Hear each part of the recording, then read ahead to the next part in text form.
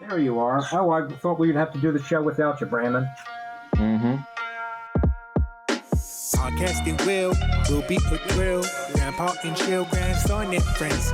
Podcasting Grandpa and chill will be a thrill, grandson and friends. With your hosts, Grandpa Barton, Brandon Fox, Phines Jackson, and Sierra Dawes.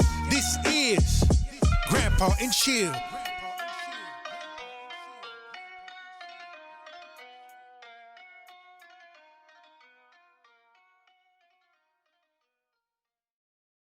Yeah, how are things going in Atlanta, Brandon? How do you like? Have you gotten out at all? Not much, but it's crazy. There's not a lot of masks for sure. Not a lot. Is there a shortage there? No, it's just like super open. Nasty. Like, yeah. Sounds nasty. That was so funny last week. Azumi's like, wait, you're not wearing masks? And they're like, no, babe, they're not. And she's like, oh, so is it like not really bad there? And we're like, it's really bad. They're just not doing it. And then seeing her do the math in her head, like, 2 + 2 = 5. People are dying. What? That's crazy. Yeah. No, sorry, I cut you off, Grandpa. You were saying politically.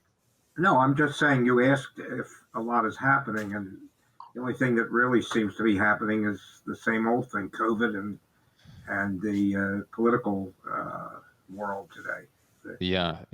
What about in your heart? Has anything happened in the last week in your heart? In my heart, well, palpitations or burning? Or... No, nothing like that. Thank goodness. No, yeah, nothing like that. Emotionally, yeah, I don't know.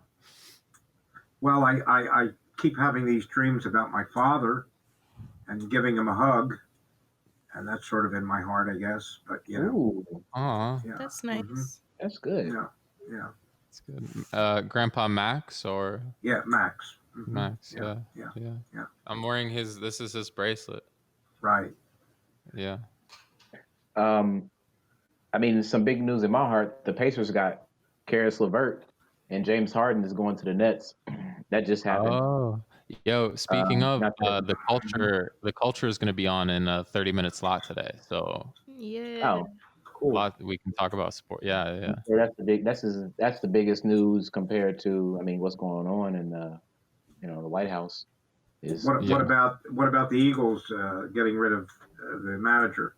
Who's that? Andy Reid or something? Is that who that is? No, Andy Reid goes coach for the Chiefs or something. No, I'm talking about the head. The other one, what's his name? The guy that won the Super Bowl. Yeah, Douglas or Doug Christie or something. Doug Christie, not Doug. I don't care. I mean, but I'm sure it's a big deal. Why'd they get rid of him? Because they suck. The Eagles have been doing terribly for the last couple of years. After they won the Super Bowl, they just haven't been doing well. They got rid of their quarterback, who had some injuries, and the other guy did okay for the Super Bowl, and now he's just not been doing that well. Is this is the coach that was there for the Super Bowl that got them to they just got rid of him. I don't know who they're replacing him with, but I don't think they've named anyone yet. Yeah, I went to Rutgers. I don't know how familiar you are, Grant. You went to Penn State, right? Right. Yeah. Mm-hmm. But Rutgers joined the Big Ten, and because I was on a different campus, I was on the arts campus. I only made it to one game ever, and they lost 0-74. It was like a historic game. Like the one time I ever went. It was crazy. Yeah. Wow. Is Rutgers known for their sports? What is Rutgers known for? God, I don't know. What is a veterinary school? What is a Rutgers? It's very frat parties and promiscuousness, that kind of thing. That's like Rutgers is. You mean it's a very good school. What is a what is a Rucker? A Rucker? I don't know. I think it was maybe a guy named Rutgers or something. Yeah. I don't know. It's gotta be. What's their mascot? It's a knight. The knight of Is it a night? Yeah, it's a night. And it's weird because my high school was a night, and in Wall High School, and it felt like just a bigger high school. Like it was not like a typical like liberal arts. It was like a huge sprawling state school. Well, the acting school that you went to was hard to get into. I remember they only accepted what, like 35 people out of several hundred or whatever. Yeah, it was all right. It was not bad. Yeah. And look at me now. And Sierra, how was your week? Did anything special? What did I do this week? I just got some work done. Been learning a lot about Terre this week. Tear. Terre. I made some onion rings. I just made some onion rings. They weren't that good because I didn't have panko breadcrumbs. I just had like regular breadcrumbs, which literally it literally just tasted like some kind of toasted onion sandwich. Like it could taste just like bread on my onion. So we had that going for us. Not a whole lot going on. All right.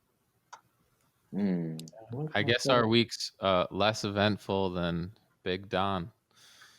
There's some interesting stuff. Let's see. What else has happened? I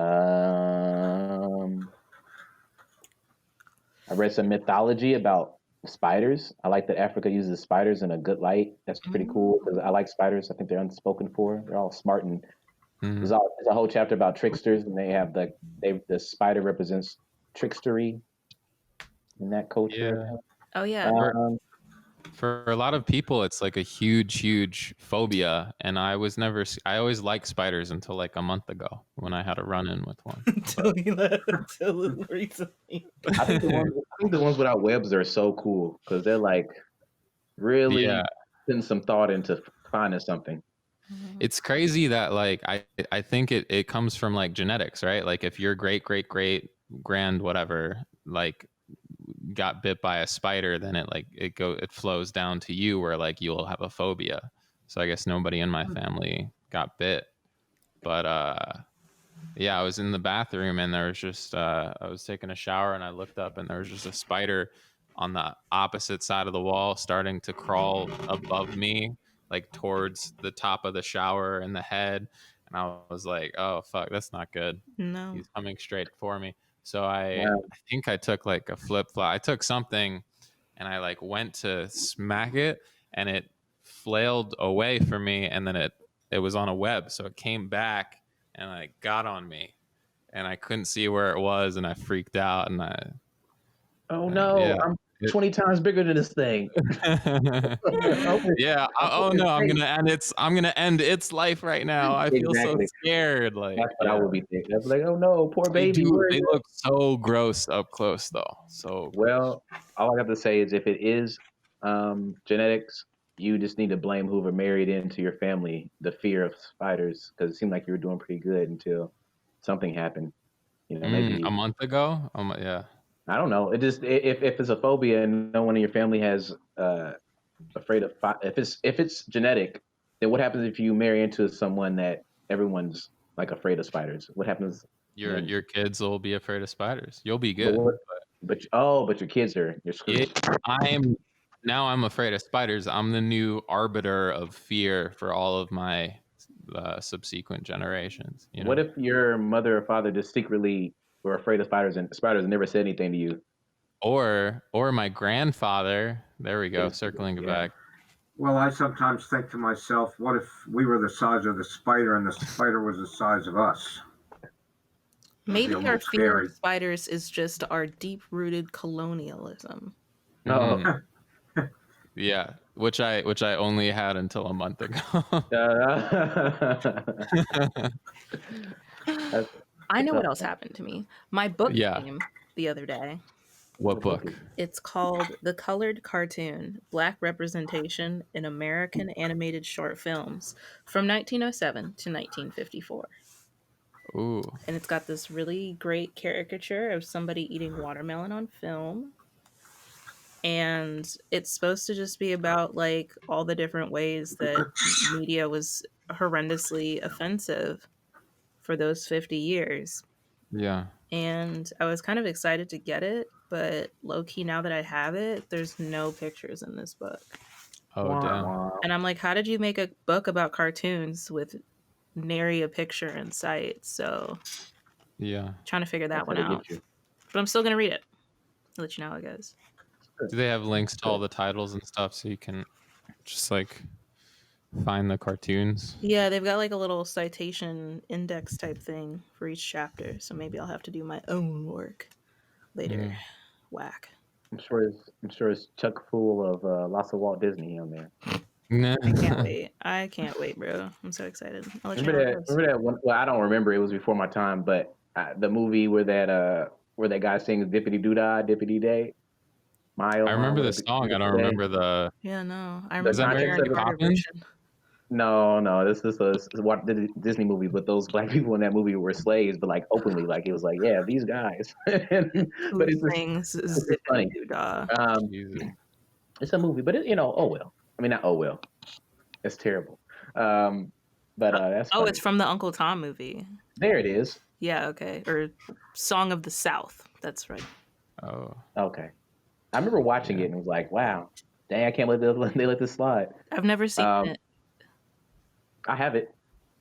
I know that there's a big debate whether or not to remove them from like the Disney collection, and then they just kept them up and then put like warnings of this is historically what Disney had put out in the past, and et cetera, et cetera. Yeah. No, I think they should keep it. We love it. Yeah, it's good. Yeah. I think I mentioned a few weeks ago about this program that I watch on TV. I think it's on the National Public Station, Finding Your Roots. Have any of you guys seen that program? I think I've heard Perfect about it. program. What is it? Well, they take two or three or four people that are generally well-known people and really do a complete background of all their ancestors going. Sometimes they go back several hundred years, and it's a very interesting program called Finding Your Roots. Is it And, famous people that they get on? Yeah, they're usually well-known Yeah. people, and it's interesting to see, who their relationships were, their grandparents, their great-parents, great-great-great-grandparents, and so forth. And you learn a lot from it. It's a terrific program.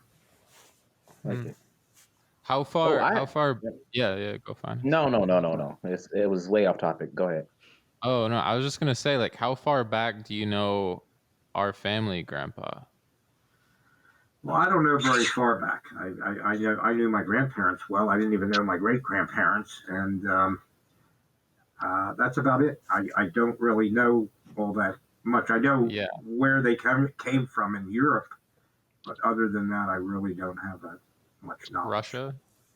Were we Russia? Russian? Yeah, Jews? Russia. Russian Poland, Jews. Russian Jews, Poland. But they didn't. Your side of the family didn't come from the Holocaust, right? They didn't, like my dad's dad. Like you guys, that they were here before World War II. They were here before. They were here in the late 1800s and early 1900s. Okay. Yeah. What were you gonna say, Phines? Oh, just random thought of. I guess I ask Grandpa, everyone, what do you think is more valuable, being a jack of all trades or being a specialist in something? That's good. Depends on where you are. Right here, right now, where you sitting? Probably, yeah. I mean, probably specialist, but it depends. Because if you're a specialist at juggling, I don't know. Juggling. I take that back. I know a dude who's only really good at juggling, and his life is really good because of it, in all aspects. Yeah. I guess in this modern society, it would be hard to be a master of everything. There's so much variety in everything. So I guess you sort of almost have to be somewhat specialized. Yeah. The other thing too is like now we have Google, like it's weird. Like I had a teacher say like, oh yeah, things are different now because it used to be like memorizing material, like information, Mm-hmm. but all the information's right there for forever, you know. So what's the point of memorizing anything? And just it's about like figuring out how to use the tools that we have. Yeah, pretty cool. Yeah. I think I had yeah. No, I just think I mean, just who I am, I guess. I'd rather be a jack of trades than a specialist, just because like specialing stuff is hard. Being a specialist is hard. Yeah, that just so you could say that you're finest jack of all trades, son. Oh, yeah, I like that. I put it on some type of card. Jack of all trades. Or it'd be really cool to be a professional at Googling, that'd be pretty cool. Yeah, so that's pretty nice. Yeah. I wonder if people make money for Googling. I bet if you really know how to search things. Mm. Well, yeah, I saw this this TV show, Alice in Borderland. Have you heard of it? Have you guys? Oh yeah. No, it's no, I haven't. I don't know. Well, we don't have to get too deep because I don't know. But it deals with death because basically like these three people are in Tokyo. It's a show made in Japan, and they run into like this little alley or something because they like were jaywalking and running from the cops, and the lights go out, and when they open the door from this like storage room they're in, the entire city of Tokyo is deserted. They're the only ones there, and there's a screen that says like go play this game, and they go to the game and they realize they're in this like weird sort of alternate reality of Tokyo where there's these games of life and death, and they have to win the game or they die. And if they beat the game, then they have like a certain amount of days to like stay alive and live in the city until they have to play another game, and it's like over and over and over again. Yeah. What's the perks of the city? If I win the game, is it just still empty Tokyo, or they're like?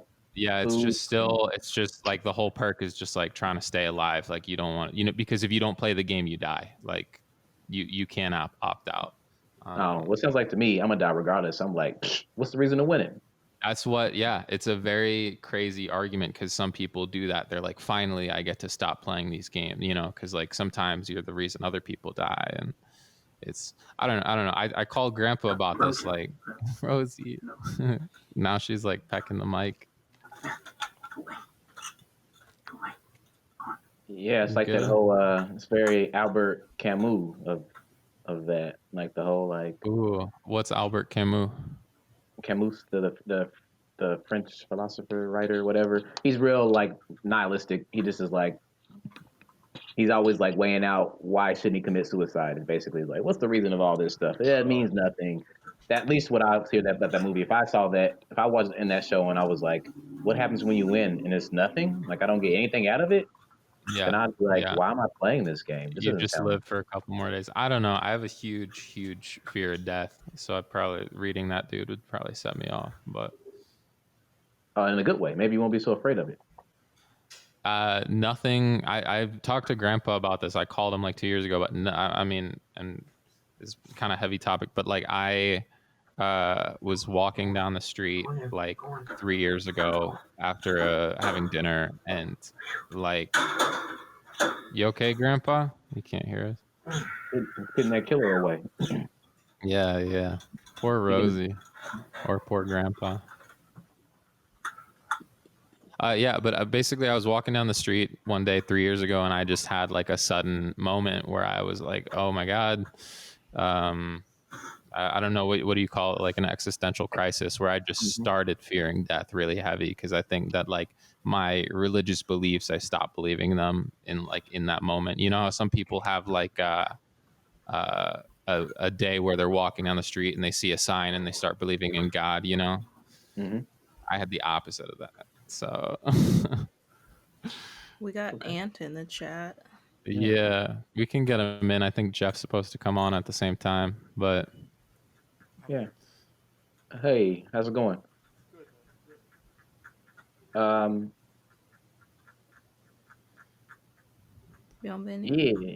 I mean, that's. I mean, maybe I don't think it's that heavy to talk about death. It's something as normal as anything else. Yeah. But I suppose it's a pain. Or maybe Anthony. if you're lucky, it won't be. What was I saying about it? Yeah, Death? Oh, it could. that's weird to me that people worry about, and I called Grandpa about this when it happened, actually, because he's like my go-to philosophy person. But people are really worried, like, oh, I hope it's not painful when I die. Like that's what they're afraid of, which is to me like the craziest thing ever. Why? Because whether that's, you know, it could be months, and it's a very terrible thing. Like it's a blip in comparison. That's so So funny because I think we're on the opposite side. Because I'm like, I know I'm gonna die. Death is a blimp. Like it's gonna happen. Let me not be in pain when it happens. sure, yeah. I mean, life is a blip. Death is forever, dude. I don't know. You don't know that. Yeah. That's true. Well, that's why I wanted. That's why it was super nice having a fucking belief system. Jeff's here too. Like the moment I lost that, I was like, all right, it's just like dark room. But Dang, yeah, I feel like we're on opposite spectrums because I feel like religiously, once I got free of that, it was like, oh man, I can do whatever I want because no one cares. I love once life. you This got is free great. of religion, Once I was, if I had my existential crisis, it would have probably been a little bit opposite of yours, where I was like, I don't think there's anything out here, which is great. That means I can run around and do whatever. yeah. I now love life. I didn't think I had the other way around where maybe if I find Jesus again, or wait, if I lose him, I don't know where that guy's going. If I find Do you that have guy, him? Do you have him currently? wait, he's always with me. There it is. Oh, look, my fingernail. Yeah. There it is. We got Anthony and Jeff on the podcast. I'm not sure if they're able to hear us, but I can hear you. the culture. Oh, your audio is super low. Hey, the culture. What's good? Cool. As always, check out the Culture Podcast on iTunes, Spotify, etc. Huge fans of their show. We've Grandpa's been on before. Good evening, Anthony. What's going on? Happy New Year. Well, we're just Happy New kind of Year. shooting the bull right now, waiting for you guys. Why are we talking about death? Because James Harden got traded. Yeah, that's not gonna work out for Brooklyn. I don't think. But I got a couple of gripes with this program, with this show. Yeah. Go. Please be a guest on our show and complain. I love how we're live. Yeah, I mean, when we're both up and coming shows, I reach out to Grandpa and Chill. We get on the same page. We collaborate. We become partners. Fast forward a couple months, Grandpa and Chill skyrockets. They make it to a whole new level of podcast. All of a sudden, they're too good for the culture. I try to get in contact with Brandon Fox. Hey, Merry Christmas, Happy New Year's. I go an entire month without hearing from him. I'm thinking something's wrong. I didn't hit up Phines. I hit up Sierra on Twitter. I'm like, yo, what's going on with her? She's like, I don't know nothing about him. Like, what do you mean? Don't y'all work together on the podcast? I was on break. I'm like, yo. All right. So Brandon eventually, when he remembers that we exist, eventually he reaches out. And hey, man, I was on vacation. I'm like, vacation? There's no vacation in this. All right. Then fast forward, he reaches out today. Hey, we would like to have you guys on. I'm like, okay, great. I'm thinking, all right, this is going to be, one of those, the culture meets Grandpa and Chill collaborations again. We're going to talk for like 2 hours straight. He sends me a link and goes, oh, yeah, you're going to have to just sign up. You know what I'm saying? With the rest of the guys. I'm like, what is this? All right. He sends me a sign up sheet. I'm like, what is this? I'm like, yo, they're really taking it to another level. Like, we're scum to them now. Oh my God. You know what I'm saying? We started off right here. Damn. Grandpa and Chill was right here now. Just left us in the dust, All which right. I congratulate you on that. You know what I'm saying? You guys took off. Like you just, you guys took off in honestly, unprecedented ways. No, Grandpa. Let me answer this. All right. I love pudding because it's got proof in it. Sunday, December 20th, 10:23 a.m. Jeff says, listening to your magician episode. Y'all doing advertisements now? Respond within an hour. We did one, You yeah, gonna but put in my general, business out? Wait a minute. You gonna put my business out like this? Come on, man. this is you just bled the life The of this disrespect is relationship real. here. The disrespect is No. real on You this see how he show. backs away so quick from. I'm saying I'm not reading any of your private messages, bro. Like you over here putting out all my Nothing government. personal there. No. I'm just. We respond. I I'm appalled. apologize that I didn't respond for 1 week, but I was. Quite honestly, 1 minute after the show ends, I can't get in touch with Brandon at all until the next week. Seriously. I don't know whether he's laying around with a woman or he's Jesus, smoking pot or what he's doing, but I can't get probably both. 1 second after the show's over. So I understand how you feel. You know, but I thought we were the sister podcast. You know, I thought we were like here's the other thing. We are at the same place that you guys. We have not. I mean, we love our fans. We're very grateful for them. But like, you guys, I'm sure have very similar amount of viewers. And when we were on your podcast last time, we had half the episode. So I love how Anthony's eating like he's watching a movie.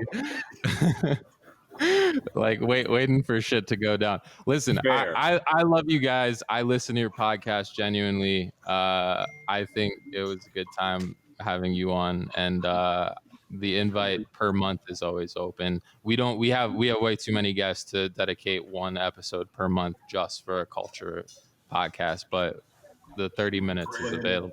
Yes, Anthony. I digress. Anthony, you must be eating something awfully good. He's crushing out. What has happened today? I can't hear you, Ant. What is that? Gummy bears? Come on, man. Anthony, he's on the clean feed, right? Yeah. Sugar levels are crazy. Pretty low, Anthony. Yeah, it's just hard to hear what. Let me try that. Is that better? If I talk, Yeah, now we can hear you. it's better. Better. Yeah. Okay, I'm going to speak directly into the mic. I want to thank you guys for having us back on. That got worse. Back Okay. up. Yep. No, back up here. Okay. Perfect. Okay, I'll keep my neck just like this. Don't move it. No, I won't. So, most importantly, wish you guys a happy new year.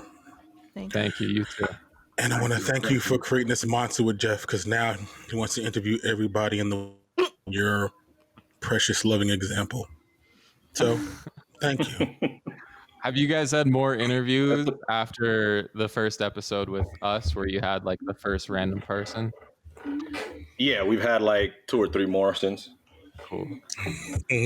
But I think that's the best way to grow, you know what I'm saying, your audience is to have guests.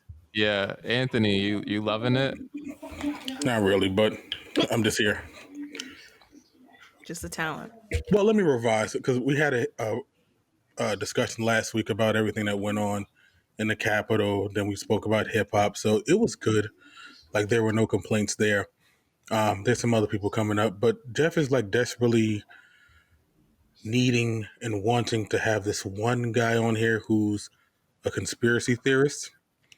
And I told him what I'm going to do is that if you decide to have him on, I'm going to turn off my little camera so he doesn't see me laughing in his face, because I think it's a right and appropriate thing. But he's going to have him on eventually. I'm going to act as accordingly as I can and try not to laugh this man off the planet. Outside of that, life is grand. Well, ever since Brandon said he had that one conspiracy lady, I've wanted to have a conspiracy person on our show. You don't want that. And I do, because I do want it. But a friend of mine goes to this tattoo place, and he said that the guy there, while he was getting tattooed, was just talking about all this crazy conspiracy stuff. I'm like, what do you mean? he was like, well, he believes that we live in a dome, much like the Truman Show, that outer space doesn't exist, that the moon is a hoax. I'm like, what? Yeah. I'm like, I need this guy on. I need to hear this. To me, that's entertaining, right? That's like It's entertaining to me. Yeah. If it's But a the thing real is, the guy- thought process, I mean, like I wanna hear where he's coming from. And he told me, he was like, it's outlandish, but the guy backs it up with like his own, science and his own facts.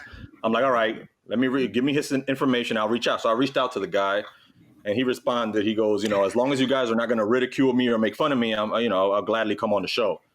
I'm like, no, we won't. And then I'm hitting up Anthony. I'm like, yo, I need you to promise me you're not going to like make fun of this dude, or else, we're not going to get guests on again. But he hasn't come on yet. So I can't make promises I can't keep. If he says something ridiculously stupid and he has like bullshit science backing it up, I'm just going to mute myself. The Earth is flat, apparently, and we live in a dome, and it's a bottomless floor, which is an oxymoron. Which I've explained to you 1,000 times. You cannot have a bottomless floor. It doesn't make sense. So you're going to be falling forever, is what he's saying, right? Yeah, but Anthony, my question to you is: do you have no conspiracy theories? Nothing where you're like, this is very curious. I'm not saying ridiculous. He's the debunker. Yeah, Anthony's the guy that the government hires to debunk all conspiracies. Well, they're not whether paying it's UFO, whether it's 9/11, whether it's the moon landing. They hire Anthony, and he tells you why or why not this is true. It's not that. I just believe in science, man. And if science doesn't prove that something isn't correct, and I got to roll with that. Like people always say, like, no, it's a theory. But you also believe in God, though. So explain that to me. There's no science behind that. Well, because like I said, when I died, I thought I was going to meet him, but he ain't show up.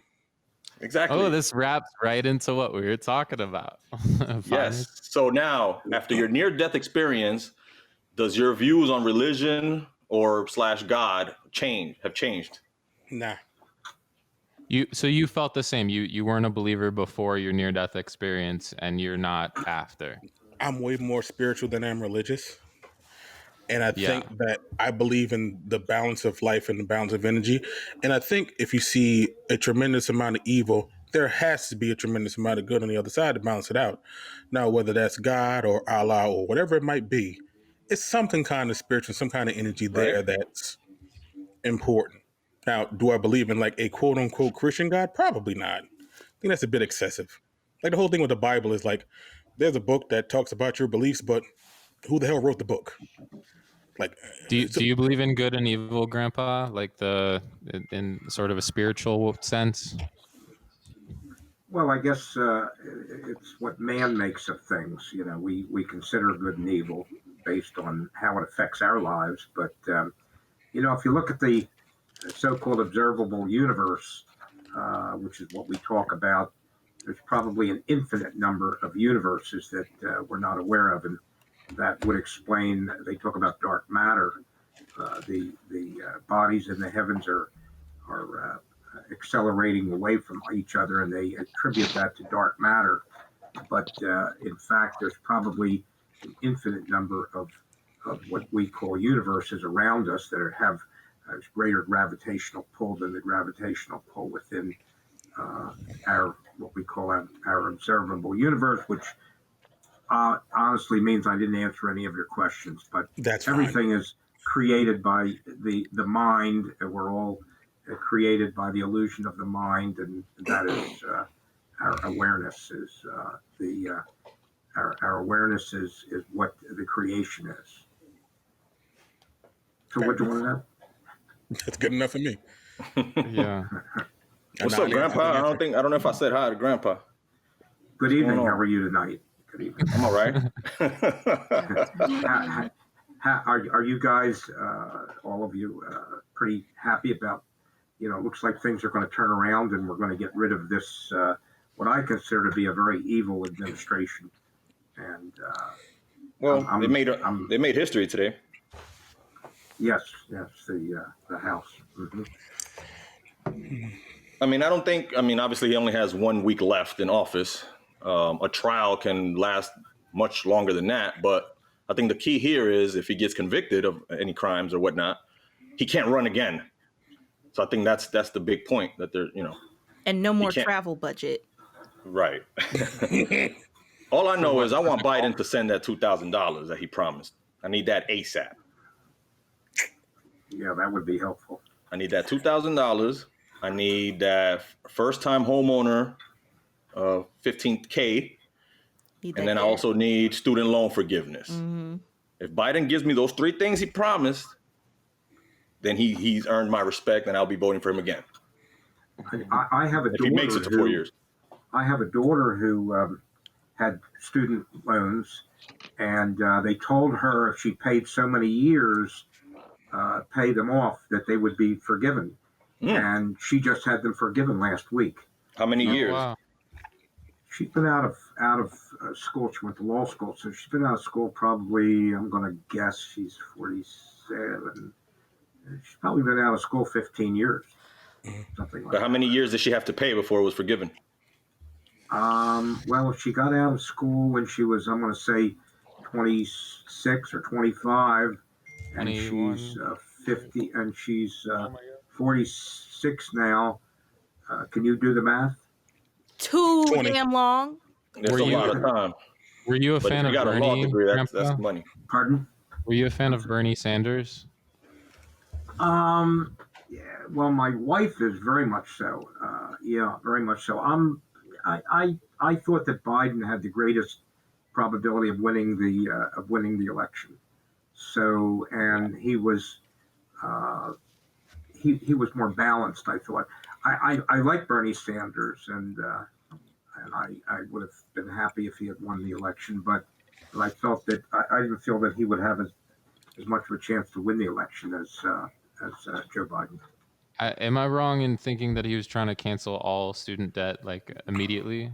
Yeah. No, I think you're correct. I think so. Yeah. Yeah. I don't know. I think Bernie was. I mean, I was ready to vote for Bernie, but I think he's like a little too extreme. I don't think people are ready yet. You know what I mean, for his ideals. Right. He's obviously not a Democrat. You know, he's more of an independent. But you have to obviously run as a Democrat or a Republican in order to have a chance. So that's what he did. I thought Bloomberg, for some reason, just because he has the money, I thought he would have had a chance, but no. It's funny. Everybody forgot about him so quickly. Yeah, he was the richest guy out of every candidate. So I'm thinking, okay, he's one of the richest men in the world. He probably has a chance to take down Trump. You know what I mean? Money versus money. Yeah. But no. What is this guy doing? Lighting a candle. Oh. in remembrance or what? Mike Bloomberg. Just setting But real quick, I don't mean to change the subject. If any of you please. listened to our last episode, Not yet. Not yet, no. all right, well, we were doing Oh, you bitch. what? We I know did what you want to say. no. Well, they won't have access to it but we did an exclusive episode, which was Diddy versus Kanye versus battle. But it was only for our patrons. I mean, I can send it to y'all so y'all can listen to it and vote. Because he for some reason he thinks that Kanye's productions or his hits are better than Diddy's catalog. So he ran down 20 Kanye songs. I ran down 20 Diddy songs. And at the end, the guy that we had on as the judge, he had Kanye winning by 1. But it was up. I put it up in our Patreon page, and I let our patrons vote. And so far, all the patrons have Diddy winning the versus battle. Mm-hmm. So I'm curious to let you guys listen to the songs that we each had, and then y'all can just let us know who y'all had winning. Yeah. I don't think there's any way that Kanye can beat Puff Daddy in a versus battle, like hit for hit. You talking like about Diddy pretty much owned the 90s. Production or rapping? Yeah, verses are production. Yeah, well, we picked songs that were produced by them. Either songs that they were, rapping in or produced by them. Okay. So we're putting both into consideration. Right. Kanye probably gonna win both of those in my opinion. Where do you stand, Grandpa? Interesting. I know the names. Grandpa knows Diddy. Yeah. Yeah. I know the names. Yeah. Diddy. And I'm sure I would recognize the music. But Knows P Diddy. I don't know. Kanye. I think Kanye as a producer is very, very prolific. Thank you. But one of the best composers of all time. I don't has really more like albums, him. Has way more albums than P Diddy. I'm not. Has been on more tracks than P Diddy. I don't think he's that great as a rapper in comparison. I'll just have to see the list. Yeah. I'll just have to see it because I know Diddy always has his hands in things. He probably have like a bunch of stuff that I ain't even thinking about. Right, and that's what happened during the versus battle. A lot of songs come up and you're like, whoa, wait a minute, did he do that? Right. Yes, he did. Mm-hmm. Yeah, no, I'm Yeah. sure. Anyway. I'm sure he's. I mean, you couldn't. I mean, this is me. I haven't listened to this track list, but I picked Kanye West in a whole different musical category than P Diddy. As a Tier wise, producer. like like people that make both. I guess. I mean, you can put them in a producing wise. You can put them up there with Quincy Jones and Pharrell and Timberland and them. If you're talking about verse wise, they're probably a little closer. But even then, I think Kanye West has a little bit more flexibility, and he's done he's went from talking about like Twila Cobb Lee and talking about race to talking about just nonsense and being with Future and Chief Keef. I think he spread. P Diddy did the same too, but Kanye West just has so much work out there, and it's pretty solid too. Yeah, I'm not talking about his personal life. Probably P Diddy, like personal wise, but Kanye's that dude is very talented. Very Did talented. you person. hear Scoop de Whoop de Poop? The heck is that? Yeah, and I bet you Shit couldn't make Kanye put that. out. One of my favorite Kanye songs. Oh no. I love Kanye. I love the old Kanye. I love this is a whole track about Kanye, and it's all right. Yeah, At least he ain't bad about it. I don't know if you guys are into celebrity anything as far as like Well, like I don't gossip? know. Yeah, but the Sure. Kanye is getting divorced. Yes. But that's expected. was- I mean, I'm surprised they lasted this long. Like, You know what's crazy to me is like it was like the top news of the day. I don't know what impeachment something government, and then it was like Kanye get divorced. Kanye, Kim, and then everything else of like people dying and It was like way under All our on the priorities. news side. That should tell you the right Capitol now. riots and other news, Kanye and Kim. Yeah. No, it was Kanye and Kim, and in other news, the Capitol riot. Hey. I mean, these Kardashian, relationships don't last. So I was surprised that it lasted. They got 4 kids now, and they've been together for over a decade. Yeah. It's like when J-Lo gets married, you don't expect her to go more than like maybe 5 years married. You know what I'm saying? It just doesn't happen. It's like there's an expiration date on the relationship with these celebrities. What do you think brings more happiness or pleasure in your life? Sports or the arts? To me, it would be sports. Or a cook? Anthony? No. The arts, man. The arts. I've already had this conversation with Jeff, and I actually said this in the last podcast when guys were on. I personally am just not emotionally invested in sports. He is. I am. I don't care. Like, I know what their salaries are. I know guys got traded. They're not giving me a dime of their money. They're just entertainment. It's fine. I'm waiting for movie theaters to open back up. I think they're very similar, right? It's almost the same thing. It's doing something sort of for entertainment under pressure in front of many people. I mean, I lose sleep over sports, like when my teams lose. Yeah, I ain't doing that shit. I think with art and I think with sports, the thing is that you notice it's a lot of time and a lot of dedication that the majority of people on this planet just don't have the ability to do. Like, I mean, I don't necessarily know if that's where greatness comes from. Like, okay, so like I said, I'm waiting for movies to open up and so on and so forth. You ever seen a movie called Whiplash? No. I know a lot about it. I haven't seen it yet. But Okay. The drumming movie. Yeah. So it's like that kind of thing. Like when you're obsessed with being something so great, you sacrifice everything else to get to that point. But once you get to that point, what is it?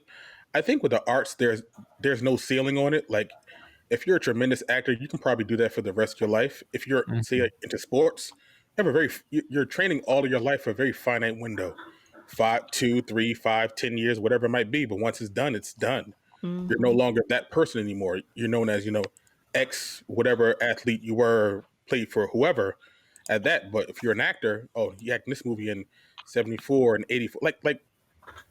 Like what if actors had like a shelf life?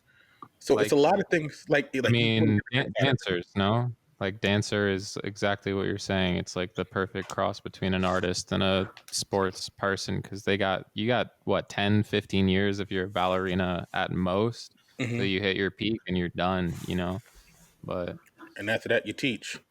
But I have to say, I did listen to you guys' last podcast. That was very good, man. It really was. Like I really did like the back and forth for talking about everything that was going on at the Capitol. Me and Jeff were talking about it before, and my thing, and it still is, like the events that happened to me is just like one of the greatest moments in Black history because it's like we can, like as African Americans and people of color, we can proudly say, man, we ain't got nothing to do with this shit here. This is all y'all. Facts. Congratulations, fellas. Oh, man. There's no, what are all these thugs doing? Like, no, they don't look like me, bro. Look at them. And the couple of Black Trump supporters that were there were nowhere near the actual building. You know what I mean? They knew better. Like, nah, we ain't going in there, boy. We get shot. No. And then they had the other thing online. They had like the no fly list thing going on, like Facebook and Instagram and Twitter. We're like seeing people like getting dragged off planes and stuff and getting locked up. I don't know why I find it to be hilarious, but don't commit treason. You'll be all right. Low key, it's all hilarious. Like it is. I've been laughing all week long. I really think if things didn't turn out the way they did with the elections, that we'd really lose our democratic way of life in the United States if we had another term. I agree. The way it really was agree. Awful. What's and I start thinking about moving to Canada. I thought about it. Yeah. and I think the thing about Donald Trump, and I've always felt this way, it wasn't that he was a megalomaniac or he was just inherently selfish or things to that degree. The things that he was speaking about since the election forward is basically not to say I want to keep the seat of power. It's really, my entire goal is to really overthrow democracy, like what your country is based upon, and why people can't see this, and why they've been to court after court after court getting denied left and right. They've never put up a shred of evidence. There's no actual proof that this was a quote unquote stolen election, but somehow people vehemently believe in everything that he's saying enough to actually want to take his word and attempt to overthrow the government, which I find to be patently insane. So when the last week's episode was recorded, I think day of or day after everything was going on. Day of, yeah. And my fear was that it would just be treated like another one of all of the fucking ridiculous things that have happened in the last 4 years, where it's like all of the Republicans would be like, "Oh my God, like stand by, we stand by," And it's kind of cool to see that like there's a little bit of accountability now. I think Trump has one of the main things in his mind is to be able to run out the clock on the statute of limitations. He's going to be charged with criminal and civil issues, and that I think is why he fought so hard not to lose the presidency, and also they're going to be able to get into his bank accounts and so forth. As long as he was president, they can't do that. His bank account. And I was like thinking this week too, like he was basically just gonna coast like for the next probably 10-ish years. Like, he has all these state and federal cases against him, but like he probably could have swung a pardon on a lot of those. And the only thing he's good at is prolonging court cases. So he would have just like kept sort of paying his attorneys, and he would have coasted and like been okay. He would have been able to do some speaking tours. He could have like pretended to write some more books. He could have done, I'm sure he would have gotten some movie deals. He still probably could have done his like Trump TV thing, and he could have coasted for probably like 10-ish years. But now he's banned from like everything. That's funny. Well, he can't even go on social media. Yeah. As long as he's pretending to have won the election, he has raised a tremendous amount of money, hundreds of millions of dollars. He's so good at that. he can put in his own pocket, from what I understand. Pornhub No, banned really? him, OnlyFans Yes. banned him, Pinterest Mhm. banned him. He can't go nowhere with any of his garbage anymore. I was like, you fucked it all the way up. But he wants to start his own media company, right? Is that what they said? I don't Well, know what that's- network or website will host him Host it. now. That's the Mhm. thing. Like he Alex Jones TV, but like basically like I don't. What is the recourse for him pocketing that money? How? he just does it. The way Aren't the way the money's raised, it's legally, he can legally use the money as he cares to use it, and I literally put it in his own pocket. Legally, there's no regulations against Yeah, that. money No. gets sent into him. I didn't know that. He just Yeah, it was on the news, and so he's got it's almost several $100 million that's come in from supporters of his, it's hilarious. His- which is scary to me. The sad part is his memoir is going to be a coloring book. That's funny. Bro, that memoir would be insane. That's fine. I would never read it. They were making fun of him on Twitter because his Twitter name was @real Donald Trump, and the running joke was, what world leader has @real, Like is there a fake one? yeah. Like Barack Obama just says Barack Obama. There's no Yeah. the real. I'm the real one. Now seeing the Yeah. Devastated. But I mean, what other guests do you guys have on today? Well, Besides funny that. you should ask. We've got Yeah. our next pal waiting patiently in the wings here. I just want to make sure I know what time I'm getting kicked off. You know what I'm saying? Like, all right, peace, Yeah. boot. My screen You just goes can- blank. I wonder what because I'm always on this side of it. What does it just go blank for you? The next Like guest time. is Alicia, but if you want, we can keep everyone till 7:30, and then definitely we That's fair enough. gotta say goodbye. But I appreciate you guys. You know what I mean? Just don't go 2 months ignoring us. You know what I mean? yeah. I We're think it was too, 8 days, but I'll make You forget sure. about the little one. When people make it big, they tend to forget about the little people. You know what I'm saying? Yeah. To help them get You- there. You can go over viewer numbers. I'm really curious. They got shit All right. to do. Is Alicia Bonjour. Hey, Bonsoir. can you hear me? Yes, welcome. Hey, what's up? Welcome. Hey, just real quick, I know you're probably expecting a woman. My name's Elisha. Elisha? Elisha, yeah. I go by Ace though. Okay. Yeah, it's a long story. I got this name, but yeah, generally I go by the name Ace. Dope. Great. Thanks. And do you have webcam for Zoom? Perfect. Now it's Yeah. Yay! Welcome to the show. good What's to up? see you. What's up? Welcome to the app. How's everyone doing? Peace. Good. You've been listening in for a minute, haven't you? Yeah, I've been listening. There were some interesting things said. I was just sitting back, laughing at times, scratching my chin at times. I had some comments, and at one point I was like, "Oh, let me break in." I was really wanting to get in the conversation. Yeah, but nah, yeah, I was listening. Yeah, yeah. What did you? I'm sorry. Yeah, what did you miss out on? Well, one of the things when someone said when we were talking about democracy, and he said Trump is really trying to destroy democracy, and I was actually kind of just a bit thoughtful. It seems to me. I don't know if I should give some background about me and where I'm at and and all that stuff, but Please. just at that time, yeah, okay, I'll do that first then. So my name's Elisha Denham. I'm living in Germany right now, getting my master's degree in astrophysics. Wow. And thanks, yeah. Me And, too, dude. Me too. Yeah, yeah. I'm married last year. I have a child already. We had a honeymoon baby, Okay. and so Congratulations. and before I was living here, I was living in Japan for 2 years, and so I've kind of been around, kind of seen different things. My opinions have completely changed in the last maybe eight or 9 years about different things. I consider myself kind of standing in the middle ground, leaning more towards conservative. And so so back to what I was saying about the democracy thing, I was actually it was interesting to me because I feel like, and correct me if I'm wrong, or if you disagree, to feel free to mention or to comment. But I feel like democracy in America is already destroyed.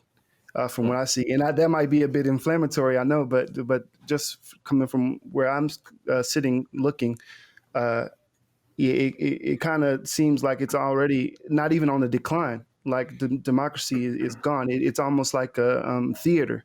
It's like if you go to a buffet and there's only two options, you can't call that a buffet. You know what I mean? You may be able to eat as much as you want of each of those individual things. Like you got Fair. Jello and you got pudding or whatever.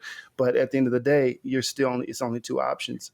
And I feel like this whole bipartisan system is for lack of a better word, it's a joke to me. It seems like generally speaking, we have to choose between the two shiniest pieces of crap. And when I heard like Trump is trying to destroy democracy, I was like, man, I was like, Right. go ahead, De La Rosa. I'd agree. Yeah, now, I mean, since you've been in other countries, is that the universal theme, like the way the outside world views us as Americans? Oh man, y'all don't want to know how I do want to know. I'm very curious to know. Oh man, Because, okay, what is their democracy like in Japan or Yeah, in Germany? yeah. You know what I'm saying? Compared to ours. I wouldn't even say Japan has a democracy, really. Right. If I would say it this way, I would say if I move more towards Europe, because that's where I'm staying right now. I would say that here in Germany they have a person who's been in charge for a while, Angela Merkel, and she's been in charge. They have 5-year terms, and she's been just sitting on the top. But the thing is that it is a true democracy in a sense to where every 5 years everyone comes together and there's many options. There's Green Party, there's all kinds of options, but this particular woman just seems to be just on top, winning. She's just doing her thing. But the fact of the And matter she's a female. She's a female, yeah. And the much fact more of the matter progressive than is, we are. yeah, for sure. And they just are so much ahead as far as like the options that they have, and it feels like here discourse is it's so much more valued. Like when we disagree, I feel like recently in America when people disagree with each other, it's like, bro, let's put on the boxing gloves, let's go outside. You know what I mean? But here it's I can sit down, as an astrophysicist who's a Christian, I can sit with people who are staunch atheists, and we can have philosophical debates, and then at the end of the day, shake hands and just be like, "Yo, that's cool," and all this stuff. And I feel like this is being lost more and more in America. Discourse is dying. But I'm getting away from the topic. I'm sorry. The question was about how they view democracy and what they do differently. How do they view us? As well? They view us as I'll just be real. Like we're brainwashed. They view us as like the way we do politics is like almost like playground voting. Like even my wife, she's beauty German. pageants, right? Say it again. Beauty pageant, or exactly. And so that's a better way to say it. But our president actually owns a beauty pageant. Go ahead. Yeah, but it's more like they generally speaking they feel like Americans fallen. They feel like I have this professor, man, and he's always talking about, America. He's Italian. He's like, I used to want to go to America and all this stuff. And he has all these views about how America used to be great and all this stuff. And it's actually quite sad. And for me, it was actually shocking and a little disappointing when I first came to Europe and even in Japan, the way they view us now. Partially as a result of Trump, but just over the years, maybe the American spirit has been lost somewhere, lost in some way, or it's just invisible. Who knows, Wow. Well, there's a great shift right now because of this election, I believe. Now, I'm not saying things are the way they should be, but there's going to be a great shift, and we have other parties. It's just that people don't support them. We have the Green Party and the for sure. Well, the system isn't set up to Exactly. give those a chance to No. Yeah. build any kind Right. of following. I mean, in Oklahoma, Kanye West was on the ballot. Who knows about that? You know what I mean? In Like, several states, yeah, he was, exactly. But which is see, I sad. only knew about Oklahoma. That's my point exactly. You know, like Despite all the it fraud. is sad. And so, man, yeah, I don't know. It's just one of those things, man. It's a I tough have time in America. a lot of friends that if I posit like, oh, maybe I'll vote third party, they get really mad, upset because Yeah, your vote won't count. exactly. Yeah. What are Yeah. your thoughts on that? It's kind of hard, you know, because I think I want to vote for someone personally who is in line with my values, and so if the people that are on the ballot, the big guys, they're not in line with my values, then what do I do? You know, so I think it's actually it has to do more with conscience. Like, you know, they got to do what they think is right, you know, and I don't think we should jump on people because they want to vote third party or, you know, fourth or whatever you want to say. You know, I think it should be a matter of letting people make the choices that they think are right. And so, yeah, I don't think you should discount you should discount someone because their vote won't count. You know, you just say, do what you think is right. Yeah. Well, I guess who's the guy that ran from New York? The mayor, the ex-mayor, Bloomberg. ran Bloomberg. Yeah. Bloomberg. He sort of proved that money alone can't buy you an election. Yeah. Charisma So- alone will buy you an election. Right. So, you know, I don't. You know, this is far from perfect. This system. But I want to ask you a question. What's your field again? Astrophysics, particle physics, specifically. Particle physics. Okay. Yeah. I mean, they So- seem contradictory, but my study is focusing on both. So I do a bit of both. Do you think we're ever going to get to, you know, the same type of energy that the sun uses? You know what I'm talking about? Yeah, You yeah. know, to be able to make energy. So you mean like fusion? Fusion. I mean, we already have fusion reactors on small scales, and so I don't. But they don't produce more energy than what is it's put into it's not efficient at all. Yeah. I think that kind of technology is centuries away. To be honest, I think. Could they light the world on fire? Unless Yeah, it exists in other planets or in other worlds. See, that's the thing. I don't believe in that because there's no evidence.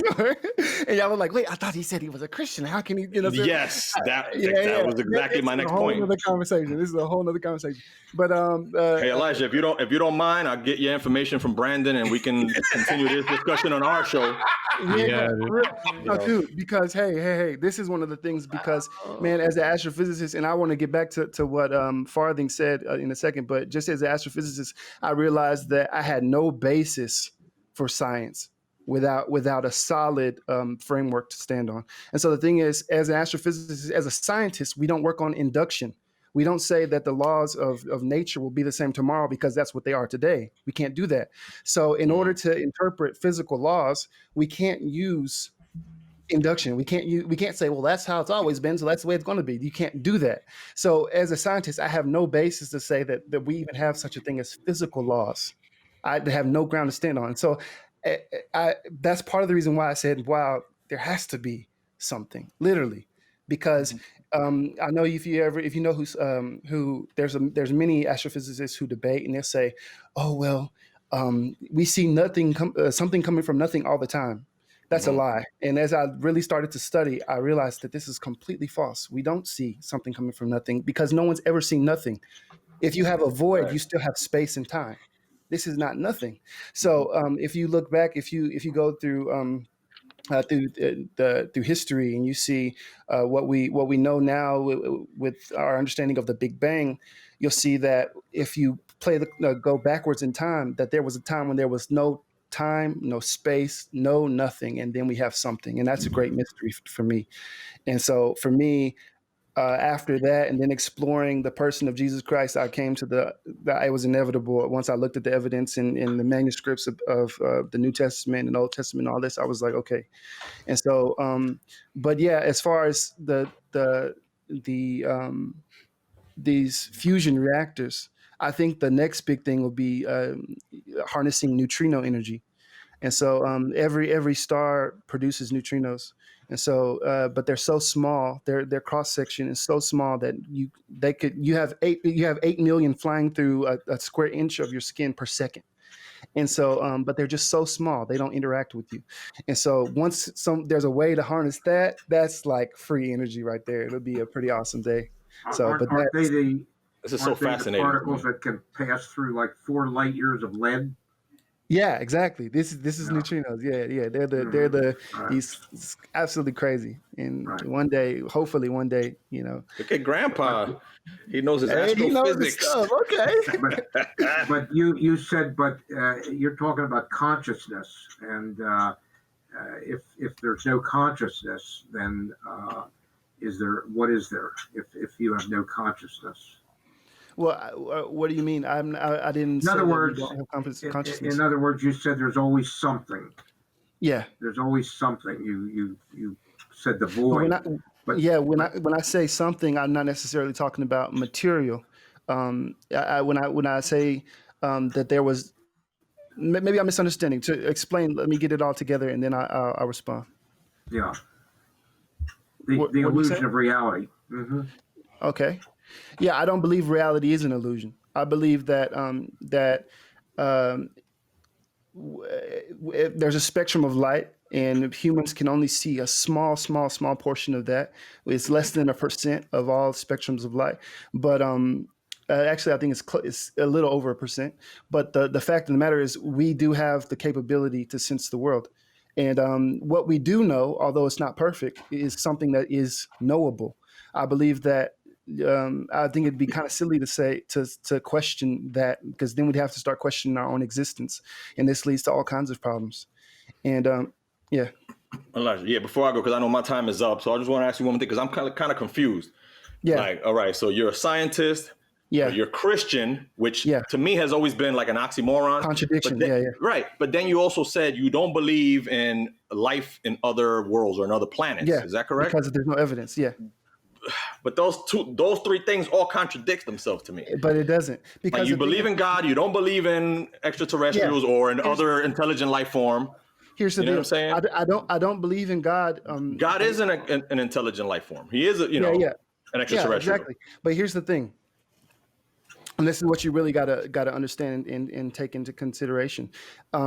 For me, I ask the question that if truth exists, or if God exists, he is beyond us, so we cannot know him. What it means is, like, if you're a 2-dimensional creature on a 2-dimensional plane, the only way that you can know if a 3-dimensional being is there is if his shadow intersects with the page that you're on, or the plane that you're on, or if he speaks. So there's no way that you can know if there's something beyond you unless it interacts with you. So this goes for God, and this goes for aliens as well. But no aliens have ever reacted with us. However, the history claims that God has interacted with us through the person of Jesus Christ. And the Bible says that the Word became flesh. That means the Logos of God, exactly what I just said, his voice became flesh and dwelt amongst men. There's a lot of people that claim the same about UFOs and Right. extraterrestrials. There's more books on UFOs than there are on God. Yeah, I get that. But when when you have 500 people die for a UFO that they claim to see, then we can talk. But the thing is, the person of Jesus Christ is attested by history. We have neutral sources, Jews of the time who wrote in the Babylonian Talmud. We have Romans, the people who killed Jesus, who talk about him. It's funny. It's an interesting fact. The Jews say that Jesus did his miracles by black magic. So they don't deny he did miracles. They just say it was by black magic. Then you have Romans such as Tacitus, such as Josephus the Younger, such as Pliny. Pliny the Younger. Josephus was his name. And they all talk about Jesus, and they say different things attesting to the person of him. And so I think once you stack up all the evidence, yeah, some people say there's UFOs, and that's interesting claim in and of itself. But then when you get all these attestations to the person of Jesus Christ, then they say he rose and he appeared to 500 plus people. There's no such thing as a mass hallucination with 500 plus people. And so for me, this was once, and there's so much more. I could do this, man. I could go for hours. Alicia, can you describe any of the senses without comparing it to something else. Can I describe a sense? Yeah, in other words, your reality all comes through the senses. Okay. Yeah. Can you Okay. describe any of the senses? Whatever. Can Tell I me which describe, one. for example, can I describe sight without comparing it to Yeah. sense Can of you smell? describe what sight? Yeah. Not in scientific terms? In any term. Yeah, I believe. Can you tell me what the color green is? What the color green? Green is the absence of all other colors. It's when you have an absorption of light that it absorbs all other colors except for the color green in the spectrum. So I think what you're trying to do is you're trying to say, because I can't explain physical phenomenon or even something that I experience, that must be some kind of limiting factor to my mind or to my that is the illusion. The illusion is your awareness, your consciousness. The mind is creating all of your consciousness. Yeah, that's why a child that's 3 years old can sit down and play Beethoven without ever, really taking lessons or anything. That's why another child can sit down and play chess without having it. It's not in here. It's the illusion of reality that comes through the creator's mind. Yeah, I get that. But take out that child's brain and then see if he can play Beethoven anymore. Well, gang, it's about that time. Okay.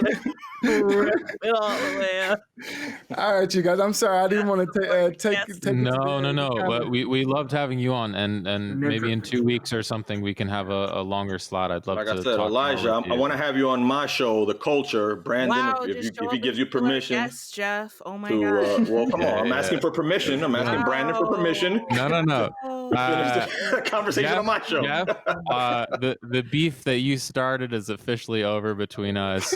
Grandpa and Chill and The Culture are great friends. I really, really highly recommend everybody, Spotify, iTunes, wherever you can listen. Jeff and Anthony, The Culture, thank you so much for coming on.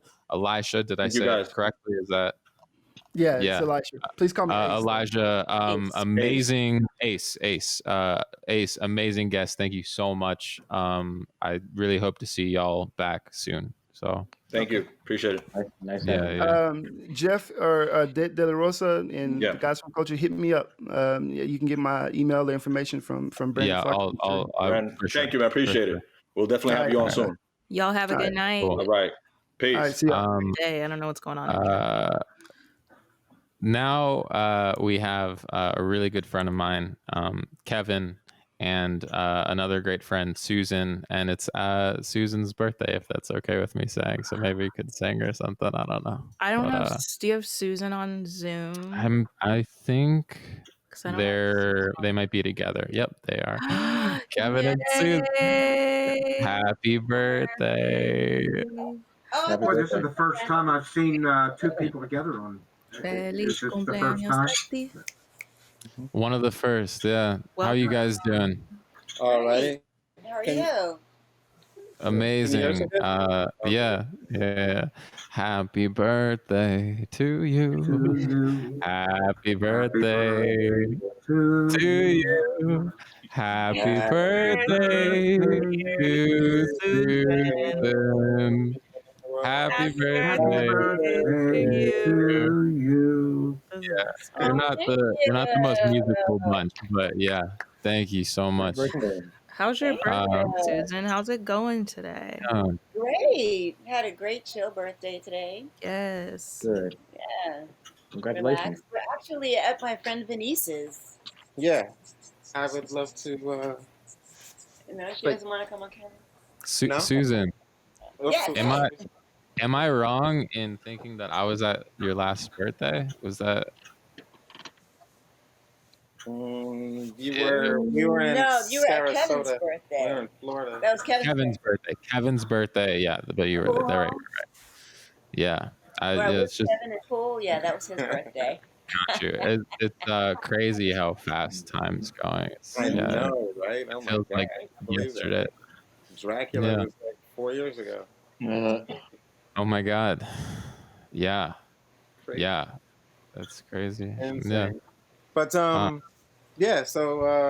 I don't know if there's like a set topic or anything, but I would love to, because it's my baby's birthday, like have her just be showcased and talk about all the wonderful things she has going on and I'm embarrassed to open my mouth after what we all were of just this. listening to. I feel like such a Same idiot. here.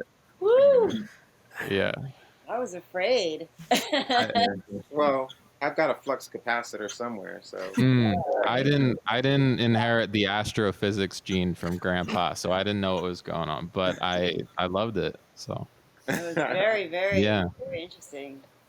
yeah, I would love to showcase Susan Well, for sure. yay! Thanks. Did you have a good birthday? Was it? Yeah, it's fabulous. Fabulous. I had all these like, oh, I was gonna get up and get a mani-pedi today and go do some things for my mom since it was, all Yeah. because of her and Oh, but I wanted to make sure that I had a nice chill dinner with my beau and my bestie over here, and so we're at my friend Venice's, and we have our own little show that we're doing called. Is it okay to say bad words on your podcast? yeah. Fucking sure. Okay, cool. Um, Flip flam, flip flam. yeah, that's a really bad word. So our show is called Two Drunk Bitches in the Heights. Ooh, Yeah. drink. And we've filmed one episode, and we were actually gonna sort of try to film an episode while doing this, but yeah. So that's one of the things that we did. We live in Washington Heights in New York City. Cool. For anyone who is watching or listening, and it's been an aspiration for a while to do, one of our favorite things and one of our most favorite places. Yeah. I wasn't following too closely, but you said you've been in a show, but you're not performing at this time, are you? With COVID? No. So Two Drunk Bitches in the Heights is it's a web series that we've created. Okay. So we filmed one episode. We haven't actually aired anything yet. I've performed quite a bit, but nothing live. That's not true. I'm also in a Motown tribute band called Shadows of the 60s. And we were fortunate enough to have 2 live performances this summer. One in Long Island. I just noticed the bird on your shoulder. One in Long Island. And one, I guess were they both in Long Island? No, one in Long Island and one in New Jersey. Yeah. And we just had one show we were supposed to do in Florida. It was canceled. Next week. Or the end of the month, it was canceled. It's an Shame. NFL party of some sort. Yeah. So Now, but yeah. where do these shows get? Where would they be televised under normal situations? Would it be HBO or? I'm just trying to get some idea.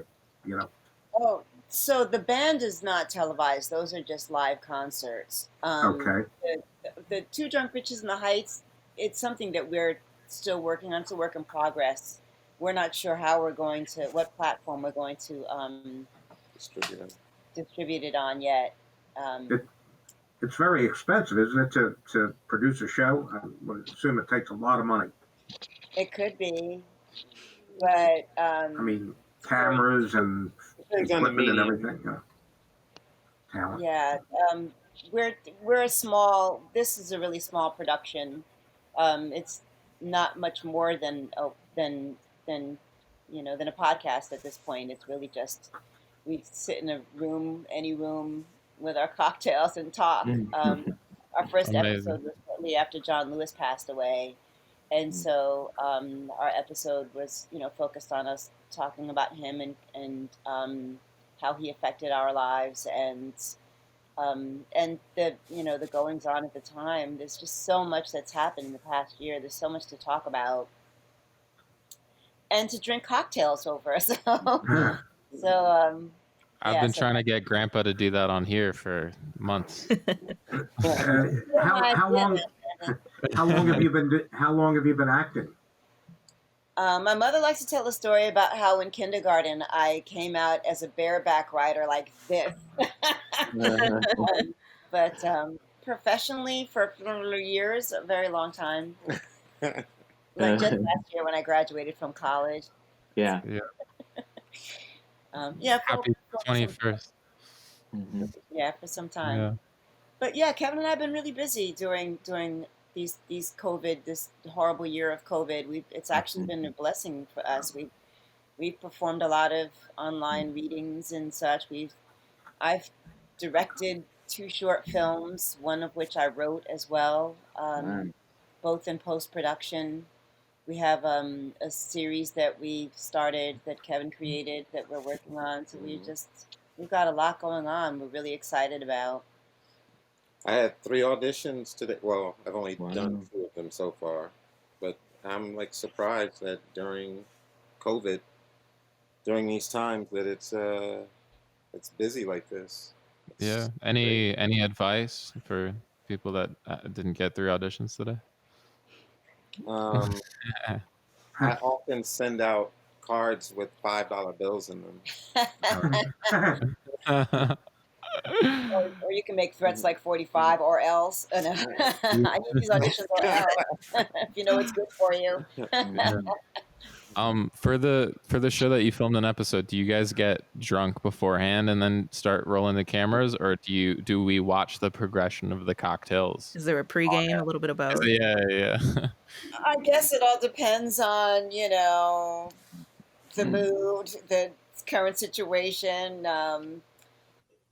Today I brought over some peach puree for our impeachment cocktails. Bro, I want to do all it. All of our episodes with cocktails have a theme. We create like these fun cocktails. Like for John Lewis's, it was the Good Trouble was the cocktail, and I made one for He Who Shall Remain Nameless. His is the Comb Over, which will be an orange drink, of course. Just so all of Sunny D and whiskey, just yes. So we pick a theme for the show, and then we create a cocktail with the theme in mind as well. So so today, although my friend, my co-host Venice L. Eldridge, the co-host should be sitting here. She should be sitting here chatting as well. Hey, co-host, where are you at? Co-host should be here instead of me. The co-host's birthday was 2 days ago, so this is yeah. If she wants to come on, we could wish her happy birthday as well. Happy belated birthday. Yeah. Happy belated birthday. Yeah. It would be. Yeah. They just wished you a happy belated birthday.